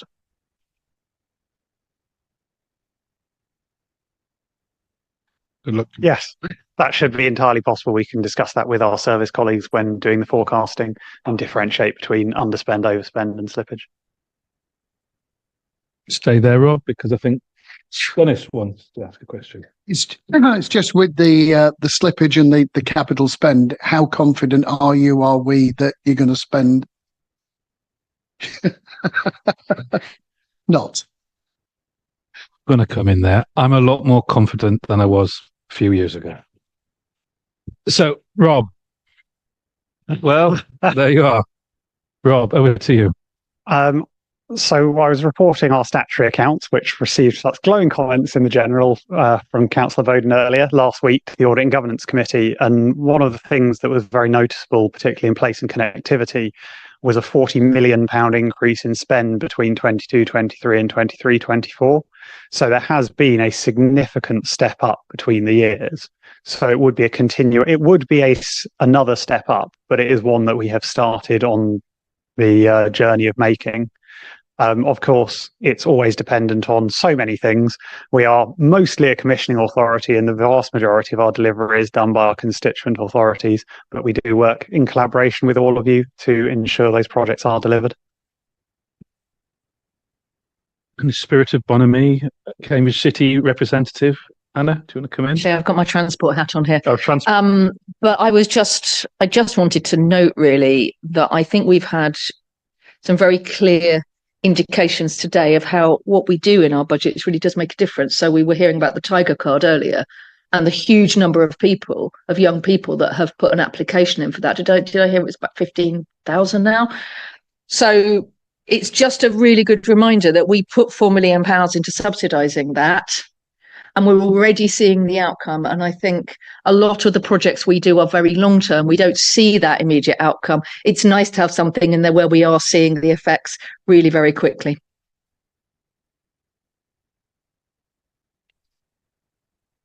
No other hands in the air. Oh, sorry, no. Just in sort of spirit of mischief making here. Is it not on? No, yes, now, thank you. How is it being monitored that if we are spending it, that it's evenly distributed, that the butter is being spread into the corners and not going into quick wins like the Cambridge Techs and yeah? Oh. think of poor old Peterborough with its begging bowl out there, Bob. I'm going to come back a bit. I think I know you may be doing it for a little bit of a effect, Councillor Jones. But I think this goes back to, I think, a point of us around the table as a board trying to look at the spends that we decide together. Okay, well, yes, okay, there might be some more money that's forthcoming in terms of the Treasury Management Fund, and let's be mindful. It's been drawn to our attention early on. We should be aware of that. But there may be ideas that officers might realise that there's things that they're thinking it might be best placed there. But as ever, I would be the listening, and I would expect every representative from each area coming forward. If there's more money available, then everybody gets it. But nobody gets preference. With Team Cambridge from Peterborough. No, thank you, Chair. We wear two hats, don't we? We all wear two hats. Let's be honest. Councillor Bowden. Thank you. Just a little bit surprised to hear no one gets preference. I thought you were trying to reduce inequality in the area, in which case you do need to have a preference.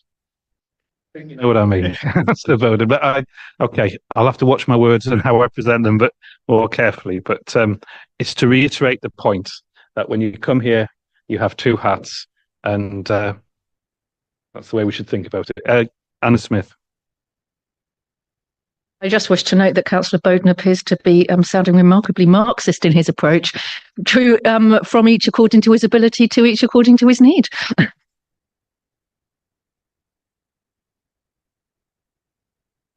You want to refute the fact that you're a Marxist? No, I've been called a lot worse, I can promise you, Mayor. But no, I'm merely looking for fairness. Sorry, Councillor Bowden, it was a throwaway comment, but I do appreciate what you're saying as an underlining point. Thank you. Thank you. We have some serious business. Rob, thank you for presenting the report. No other people indicating the need or what desire to speak.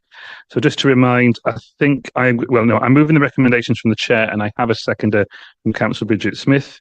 We've had the report and debated it. So recommendations A and C are to note, but we will need to move to vote on recommendation B, which is to approve the minor changes to the improvement plan budget as set out in section 3.4. Those in favour? Okay. Those against and those abstaining. So there's one abstention, yes. Thank you. Right. Angela, patient as ever. It's the improvement plan update, and as the interim director of the transformation programme, you are introducing the report. Welcome to the table, Angela. Thank you.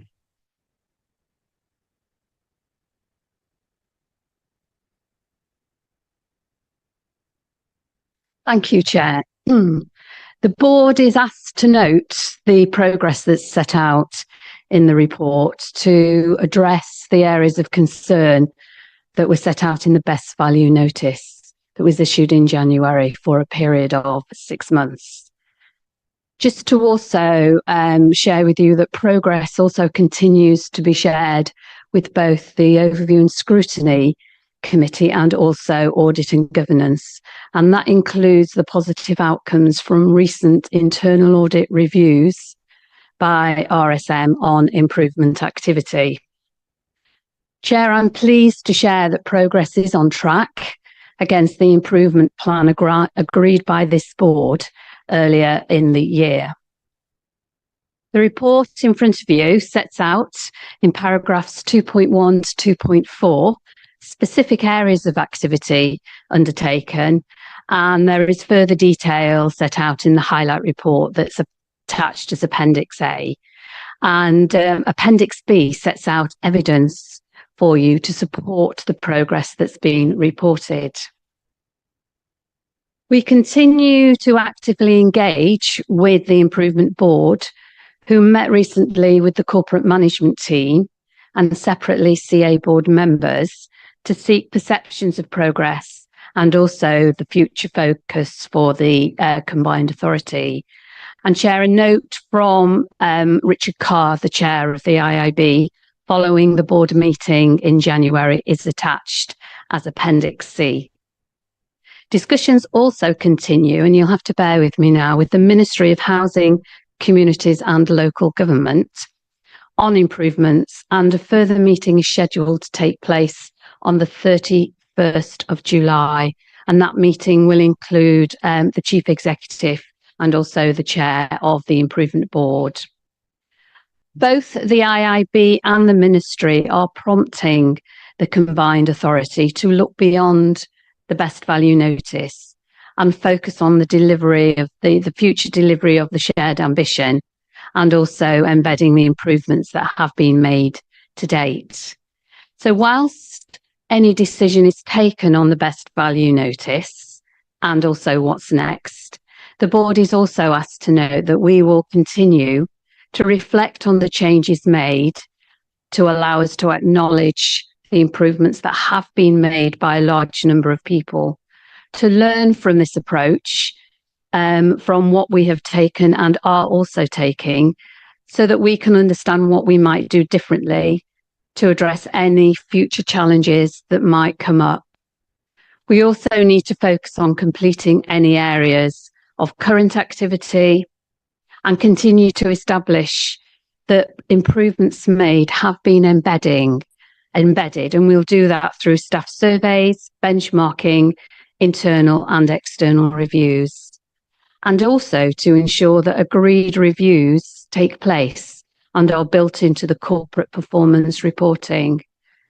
Chair, at the CA board meeting in September, the board will receive a formal update on the best value notice and the future role of the improvement board.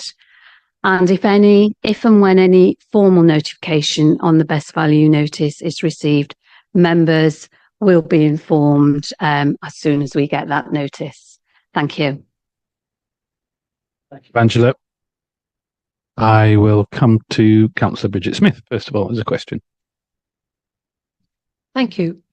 It was disappointing for many of us when the best value notice was reissued. Some of us felt that we had shown sufficient improvement, or certainly, the beginnings of sufficient improvement, and a huge willingness as an organisation and as a board to take seriously, what was the original trigger for the best value notice. I'm interested, Mayor, if you are thinking of just kind of sitting out this best value notice, or whether you're considering writing to the minister to ask for it to be removed before it's reached the end of its term. I should just declare that I have asked Mr. McMahon to remove my best value notice, which I won't go into the reason for why that was imposed on us and renewed. Absolutely. The thought obviously came into my head early doors, and I thought it best.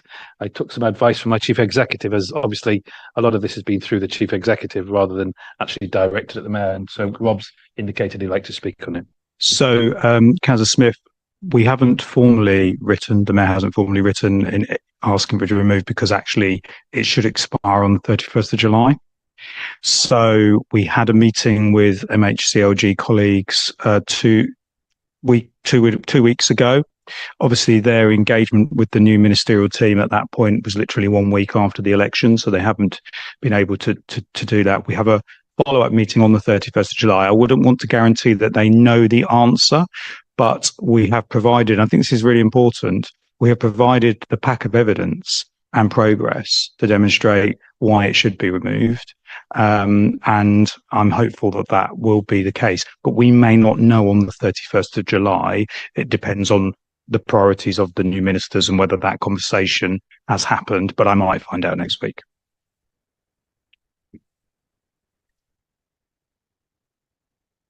John.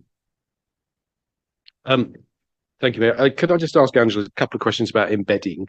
So there's reference to benchmarking with other similar organisations, and I was wondering about the extent to which, with mayoral combined authorities, there's now some sort of systematic sharing and benchmarking, and then there's a particular reference to the potential for peer review. And I was wondering whether there was something specific in that reference.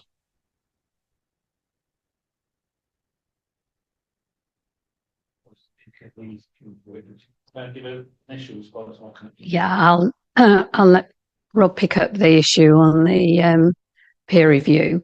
In terms of benchmarking, we've already done an exercise. Members may or may not be aware that there is a set of best values, standards and intervention that is in place. And part of the evidence that we have provided is how we believe the combined authority meets that test. It's something that we will keep reviewing. So that is a set of standards that is applicable to all local government, well, local authorities, and we believe combined authorities. At the moment, we are working informally with other mayoral authorities, but potentially an aspect of a corporate peer review will enable us to look at how we compare against other combined authorities. And Rob? Yeah, so two parts. I'll come to the peer review first. Peer reviews have not been built or designed really for combined authorities. So Manchester Combined Authority had a peer review a couple of years ago. And actually it was quite a challenge in terms of design of what that peer review would look at. And I think they had to bring in a Dutch or European type mayor as the political part, because it's so different to, say, a leader role. And so, it's not quite so defined. However, we know what the best value standards say, which we're all attributed to, whether you're a combined authority, local authority. So we are having those conversations with the LGA about, would it make sense? What would that look like? And how would it be done? And I think the LGA, this was before the general election, are keen to get more involved in supporting mayoral combined authorities. There is another mayoral combined authority that has a best value notice as well, who are a little bit further behind in terms of where they are on it, but they had one issued earlier in the year. When it comes to the benchmarking point and the mayor and the other mayoral combined authorities, I think what has happened over the last few months, and again, this was pre-general election, the mayors and the chief execs and then policy teams have worked more as a group than they had done before, and more as a network, like county council network, like the district council network, and as you probably are wanting to work together. And the local growth plan's a really good example of working together, but then recognising those individual things. And I think sharing our experiences and our knowledge and how we do things and how we can benchmark and understand. So I think that's evolving. I think that's becoming a stronger organisation and grouping, which I think is important, actually.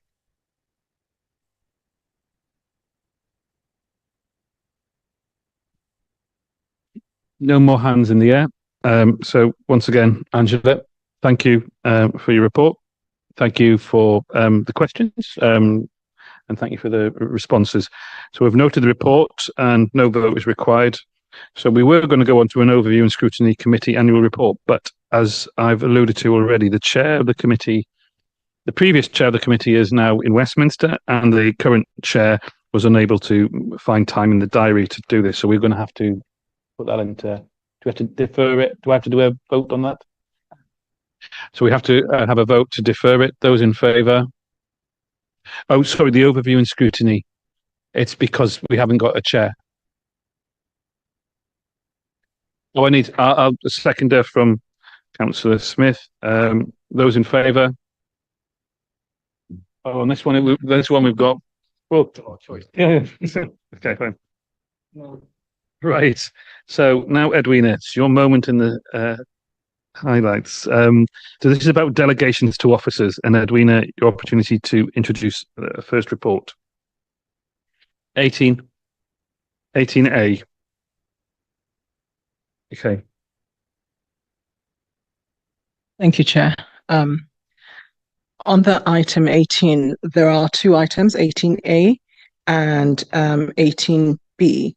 18A deals with delegations to officers, and 18B deals with appointments to outside bodies protocol. So I'll start with the first item under item 18 on the agenda. So this report is seeking two decisions from the board. The first is to approve delegations contained in the report to the chief executive, but majorly to engage with all mayoral candidates leading up to the election of a mayor for the CPCA. and to be able to attend meetings with all mayoral candidates leading up to the election of the mayor for the CPCA, and also provide guidance and support to all mayoral candidates where required. And the second request is to approve delegations to the Assistant Director of Human Resources to update relevant parts of the Constitution and policies relating to human resources and employment issues due to changes in statute and case law, to amend errors relating to human resources and employment issues in relevant parts of the Constitution, and to make non-material amendments to processes and policies relating to human resources and employment issues. So a bit of background. So one of the, I think it has been mentioned earlier today, that we're a learning organization, and one of the recent learnings was that there perhaps wasn't sufficient induction and processes with the authority with regard to when a new mayor was coming into the combined authority. As it has been mentioned as well today, the next mayoral election is next year, 2025. So in preparing for that, we've come to the board to seek approval for the chief executive to be able to sort of have early conversations and relationship with the mayoral candidates, so that by the time they are in post, they've been elected, sorry, not by the time they've been elected, or a returning mayor, as it may be, everything is ready and set, and we don't have a repeat of what's happened in the past.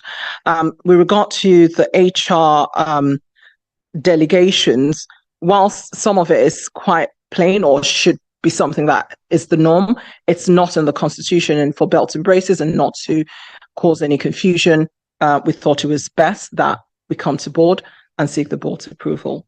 Thank you, Chair. Thank you, Edwina. Future proofing, that's what it's about.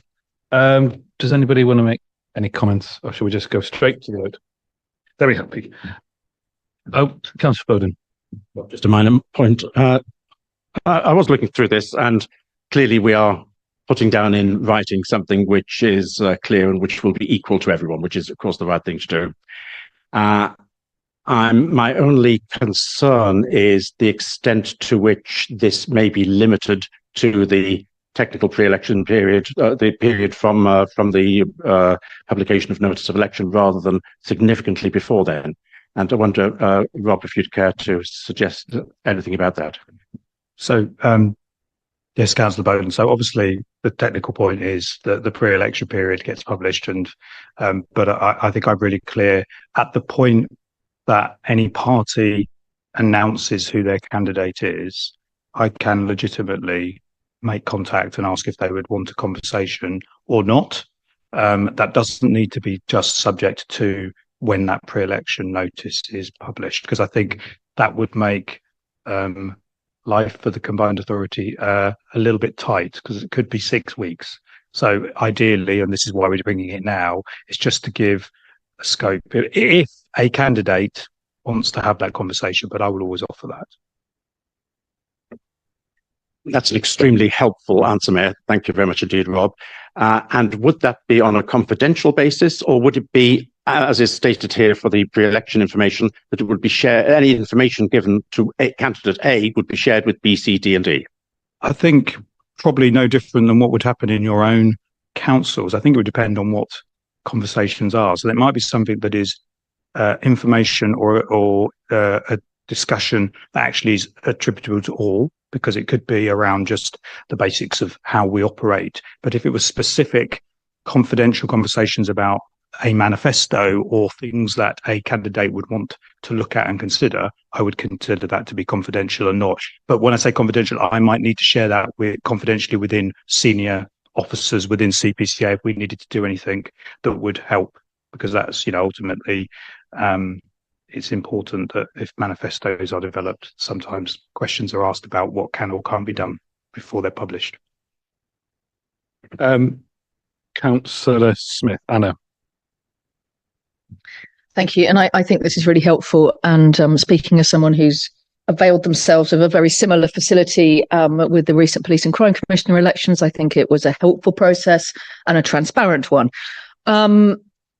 I think one thing we do need to be careful, and I just wanted some reassurance in a public sphere of this does not kind of by the back door extend the pre-election period for like 8 to 10 months, going back to the conversation, something that Councillor Smith was saying earlier, that we still can get on with our business in the same way. This is not precluding that. Yeah. So, absolutely. It's not written in a way to stop the business of the combined authority and the current mayor. And if the mayor is the selected candidate and wants a conversation around May 25 and beyond, I would make sure that that is a very clearly defined different meeting to the normal day-to-day business that the mayor and I currently would have as a conversation. And I'd be very clear about that and have a clear record of that if anyone asked.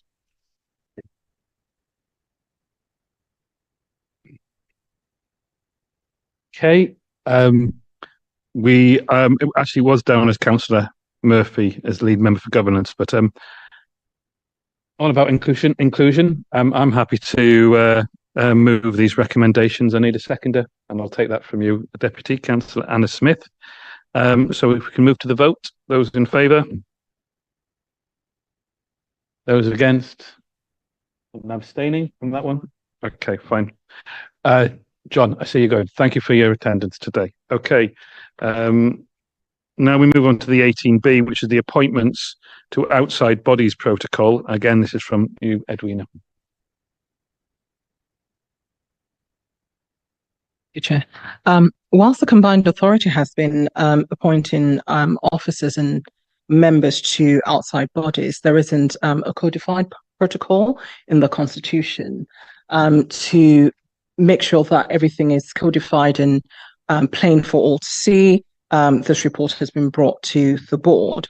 As attached to this report is Appendix A, which sets out the protocol itself. As you will note, it's a really short protocol. It makes everything very plain and in plain English, so we all know what the protocol is for appointing officers and members to outside bodies.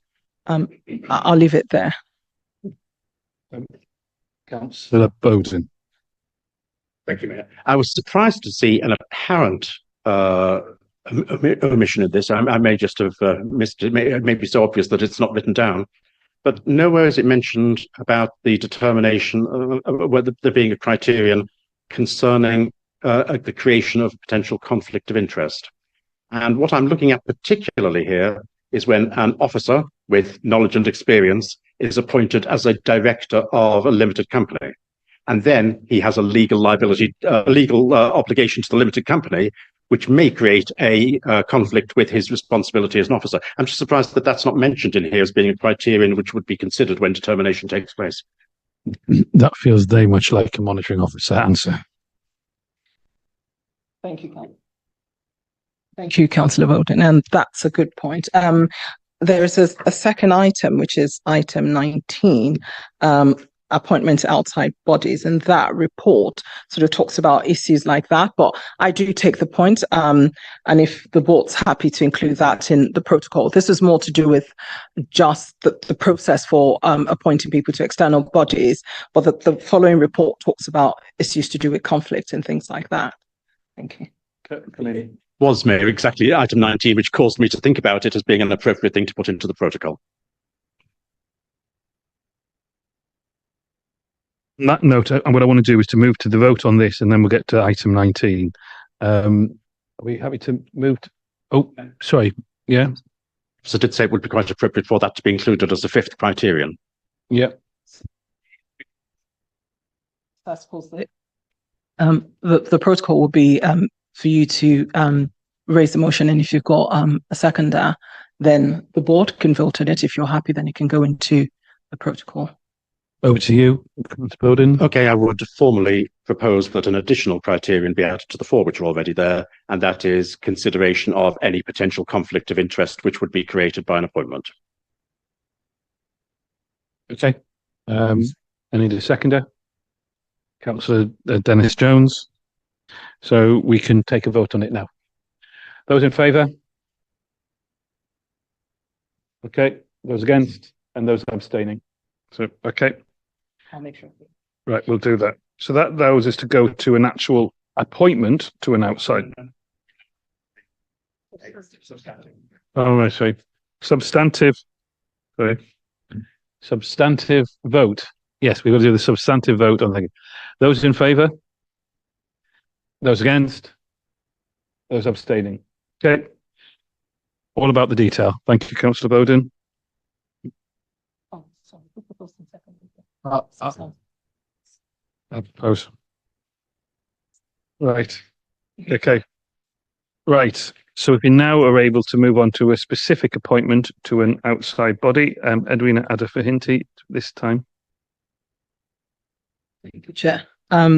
So this report is, as is set out, really it's to do with appointment to outside bodies. So there is one body that we're seeking approval for. I'm just trying to find the paragraph for an officer to be appointed to, and as well there is a list of officers and members who have been appointed to outside bodies, and that's Appendix A to this report. Sorry, Appendix B to this report. It's the log of officer appointments. So the approval that we're seeking is for an appointment to Cambridge Development Group, which is a growth company established as a government team. The other approval that is being sought is that members appointed to external bodies provide updates to the CPCA board at intervals agreed by the CPCA board. Thank you, Chair. Okay, thank you, Edwina. So we realise we need to do it more formally. That's what the previous thing was about. But now this is specifically about representation of the Cambridge Growth Company and also the acknowledgement of all those outside bodies that are listed in the appendix. Does anybody want to come back on this? Yep, Councillor Bowden. Thank you very much indeed. I've got no problem with the suggested appointment, but I did find this interesting, which of course caused me to have some interest in the previous item as well. And I noted there were 5 now. There will be 6 limited companies, if I've managed to count correctly, and if I've not, if something's not missed off the limited, where we do have appointments. And I just wonder if it's appropriate for maybe the chief executive just to formally go through those, not now, I mean, but at some future point, to go through those just to make sure that he, in conjunction with maybe the monitoring officer, is happy that there is no potential conflict of interest in those appointments by officers to limited companies, and if there is a conflict of interest, that it's properly managed. Sorry, do you want to come in there, Edwina?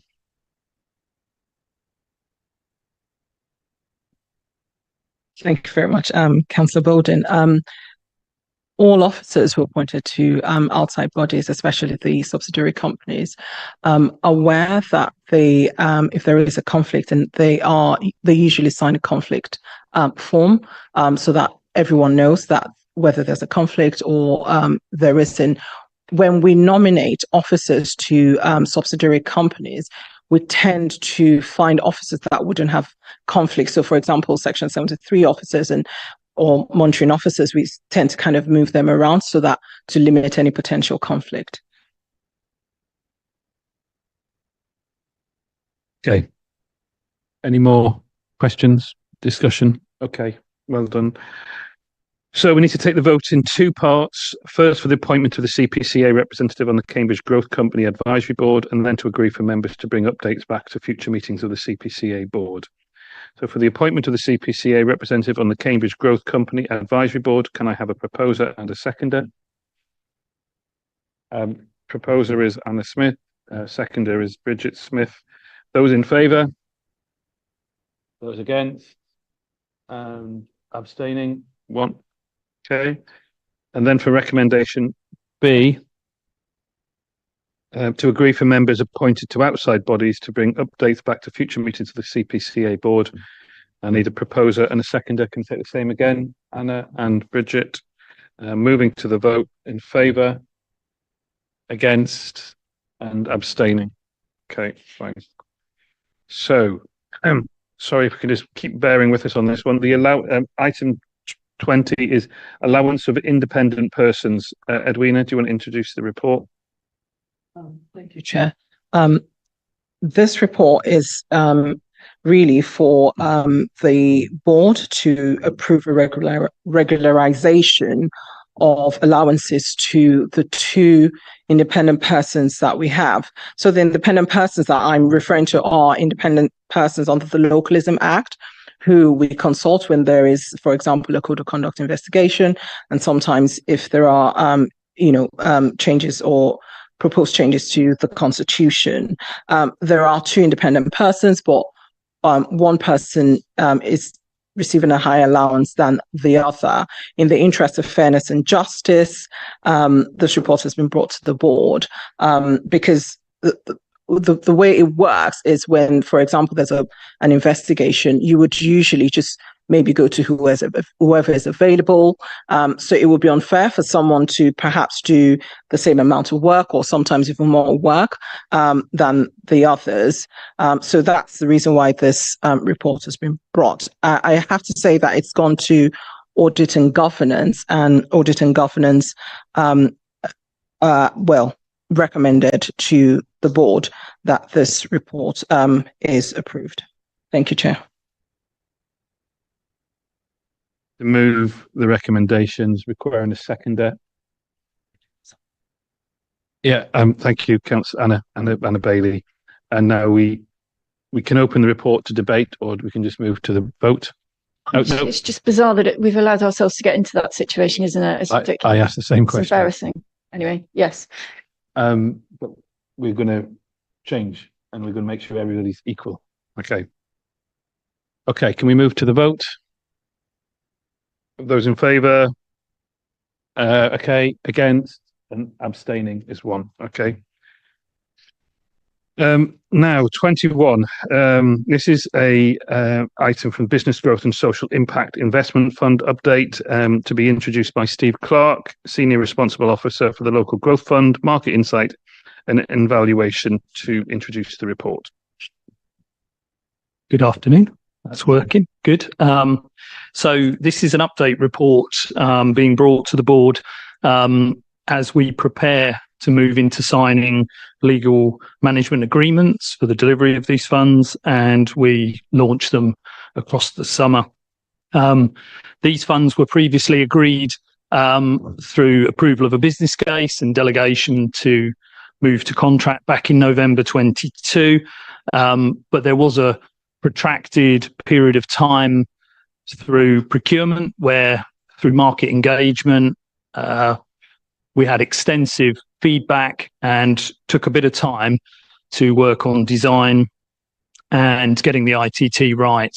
The original approval for the amounts of funds remains the same in terms of Fund 1 and Fund 2. The targeting remains the same as the original business case, but changes that have come through since as we've progressed the procurement along the way. So changes in the model for Fund 2. So instead of being managed in-house, we moved that into the overall procurement to bringing an external body. That was following quite a bit of market feedback around how to deliver that and how to dovetail that into the social enterprise and third sector ecosystem. And some innovative ways were proposed through the bidding process as well for Fund 2. So we've took that on board as the procurement has progressed and closed. The successful groups that have been appointed, so FSE Group has been appointed to run Fund 1, and as per the business case, 70% of that fund will go on equity investment, co-investment with growing businesses that have a green adaptation or a green tech focus across the whole of the patch, and 30% will be loans. Fund 2 will be managed by Alia Impact Limited. Originally, the business case stated that 70% of that fund would be grants and 30% loans. We've actually through the feedback of the market and in the proposal that we accepted through procurement, that's actually been switched round so that we'll be doing 70% of loans and 30% of grants, which means that there's good chance of recycling and going further with that funding. That's all I'll say about the funding changes as we move to mark, but that's just an update as we move into progressing this. And we will be liaising with each of the economic teams within all the local authorities as we launch this fund to make sure it gets out to all of the businesses. Thank you. First up, yep, no, you're fine. That's what you're here for. Over to you, Councillor Bowden. Thank you, Mayor. I don't know, Steve, if you've been sitting here for 4 hours and heard all the rest of what we've been talking about, or if you've come in only the last few minutes. You've been here so my apologies. But within that period, you'll have heard that one of the Mayor's priorities, which has been stated on numerous occasions and restated today, is reduction of inequalities within our Cambridgeshire and Peterborough area. And I just wonder, are any of the key performance indicators ones which actually will mean that we will reduce inequalities within the area? And if that is the case, will that be achieved by a greater amount of the resources being made available to those areas with the greatest amount of deprivation? Yeah, the simple answer is yes. In the original business case, the headline criteria was that it would be a focus outside of Cambridge as a primary focus. That doesn't mean we're excluding Cambridge, of course, but our primary targeting, and as we've put it into agreements and contracts with the providers, is that counts as the primary focus. So in other words, we go looking for business. We're not looking to provide finance, and I think it says it in the paper, to businesses that can easily access finance. So in other words, a tech company in Cambridge that has access to a plethora of funds is not necessarily our target here. Yeah, I fear that the focus of what I said wasn't clear enough. Cambridge, and particularly Cambridge City, is far from being the least deprived area that we've got within the combined authority. Although I'm well aware that different LSOAs are different, but overall, Cambridge City is not the most deprived of our 6 areas. So my concern was, to what extent are we targeting those areas which are particularly deprived compared with others? Yeah, that's in the social side of the fund. That is definitely part of the plan in terms of focus into those organisations that are working across the whole patch. So there will be organisations in Cambridge who will be working in those social areas, very small, but of course there'll be organisations that are much bigger and have a much bigger spread across Fenland and Peterborough, and they will be the target partners for Alia Impact. I'm sure the representative for Cambridge City would want to come in, maybe comment at this point. Anna? Absolutely. And I think I'd want to start by saying I think Councillor Bowden and I absolutely share that commitment to reducing inequality. It's vital. I spent several years as an exec member, a cabinet member for communities, and a lot of that was anti-poverty work. So absolutely share that. I think there are 2 things I want to say. One is Cambridge specific, which is I take no pride whatsoever in this designation. It's something that we need to get rid of, not celebrate. But Cambridge is the most unequal city in the country. And I think we need to bear that in mind, that just because it is drawing high growth business in doesn't necessarily mean that love is getting shared around within the city. And I think it's very important we don't stereotype whole regions. I think the other thing is I just urge that we think across boundaries in terms of the way we think about how we might promote prosperity that can reduce inequality. So it isn't just about necessarily targeting a place within an area. It might be, but it might be thinking how that prosperity that is brought into a region is able to be shared across the region. So I think we need to avoid kind of easy answers to this and make sure that at all times we're thinking about addressing inequality and deprivation across our region and making sure, but I absolutely agree that I think we must be measuring our success against how we are addressing inequalities, obviously bearing in mind that it's a very hard measure to do in isolation, because a basket of measures is needed to reduce inequality and to combat poverty. Oh, one more thing, actually, that I know that the incoming government has talked about including the socioeconomic duty in its reporting framework.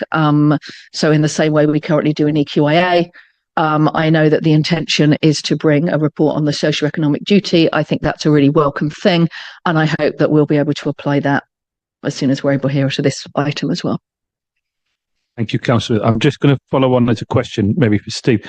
But in terms of evaluation, and I know we're almost ready to up and run, but on the point that Councillor Smith makes about working across boundaries, is that actually seen as one of the things when you're making an evaluation, the fact that any proposal or any company, any whatever representation or organisation, the fact that they could maybe delivering that change, that social impact across the whole of the county, is that seen as a positive? Yes, it will do, and it will be particularly on the social fund. It will be part of the scoring. I go back to my point about this is about trying to treat the third sector and the social support as a proper ecosystem, give them proper support, make sure that their business models and their trading stacks up, and that would include how they can grow and push that offer around. So it's part of a wider thing ALIA are trying to do, which is about treating the whole ecosystem for the third sector and social enterprise, trying to help it grow and develop its effect and impact in the patch. So good to see you. I wanted to come in. Thank you, Mayor. Mayor, first of all, thank Councillor Smith for her comments, all of which I agree with. And I think a particularly important point here, which is relevant to this item we've got on the agenda now, but is more relevant generally, is that all 6 of our areas have their different problems and opportunities with wealth, inequality, growth, land prices, a whole host of things.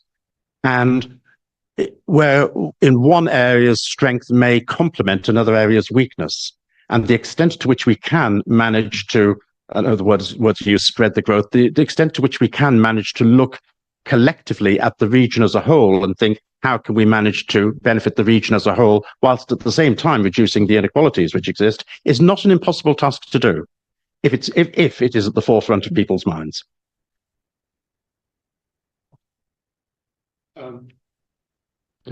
Oh, right. You haven't spoken yet, Bridget. Yeah. Thank you. Yes, so just to pick up on the point that rural deprivation is county-wide and is often hidden in what seem to be the wealthier places. Just referring to the change in the 70-30 split. So my understanding is that it was our decision to do that. Will we be keeping that under review just in case it turns out not to have been the best decision, and actually it would have been much better, if we have lots and lots of grant applications, not many loan applications, because as somebody who runs a charity, I cannot take out loans because I have no means of repaying loans. So therefore, my little charity is a completely grant dependent charity.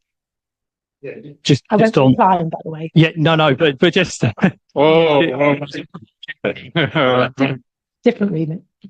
Just coming back on that, yes, it will be under review. We've talked extensively with ALIA about this, and it's part of their ITT proposal about having a flexible component to the loans where there's a revenue participation. In other words, once revenue increases, you hit a trigger to pay some of that loan or start paying that loan back over a fairly longer period of time. So it's a flexible approach, which we will be keeping totally under review. Thank you. Mayor, could I request that after this you jump to item 24, because I think I'm going to have to break the 4-minute mile as it is to get to the station and get my train, because that's from the committee I chair.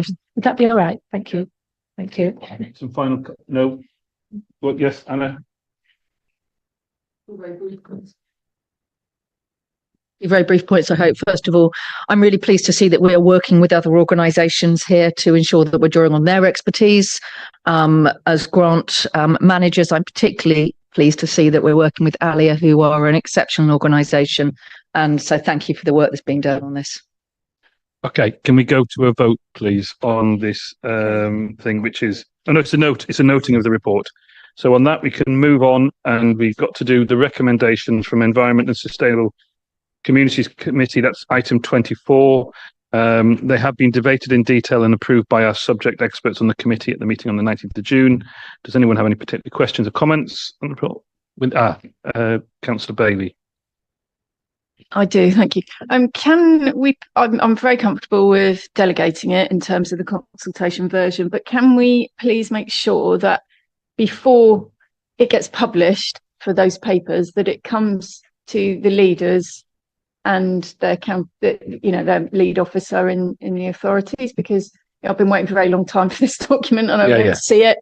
And it would be unfortunate if we had helpful input that didn't have some time at least, to come back to officers before it got published in time for the committee. That's to you.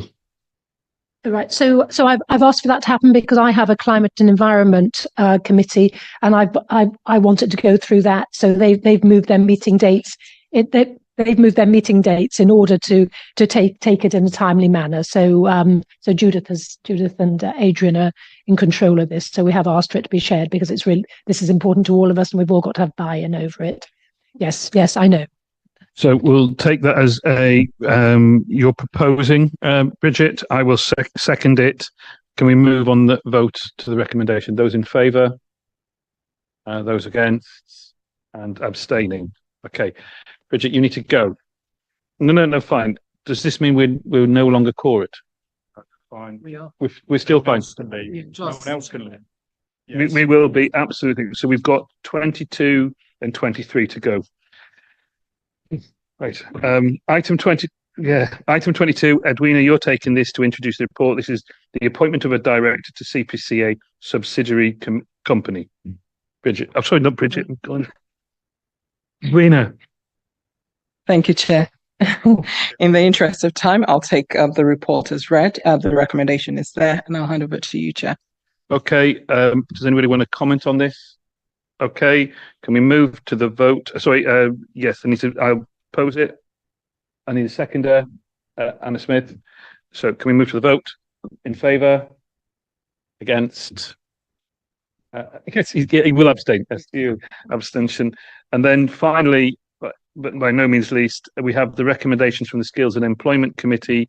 They were debated in detail and approved by subject experts on the committees on the meeting on the 17th of June.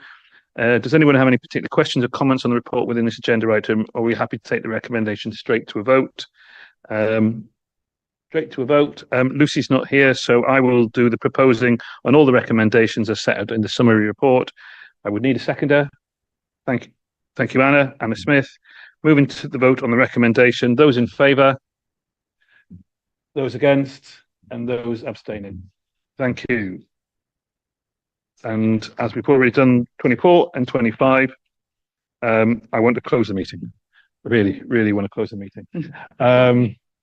Thank you all for everything, officers who've been very patient, waiting to give reports, listening in. Thank you for the team, AV, helping us out throughout that. Thank you for anybody who has had the ambition to listen to all of this meeting publicly. And if you've stayed with us, you're a good support of the Combined Authority. And on that, I'm going to close the meeting. Thank you all.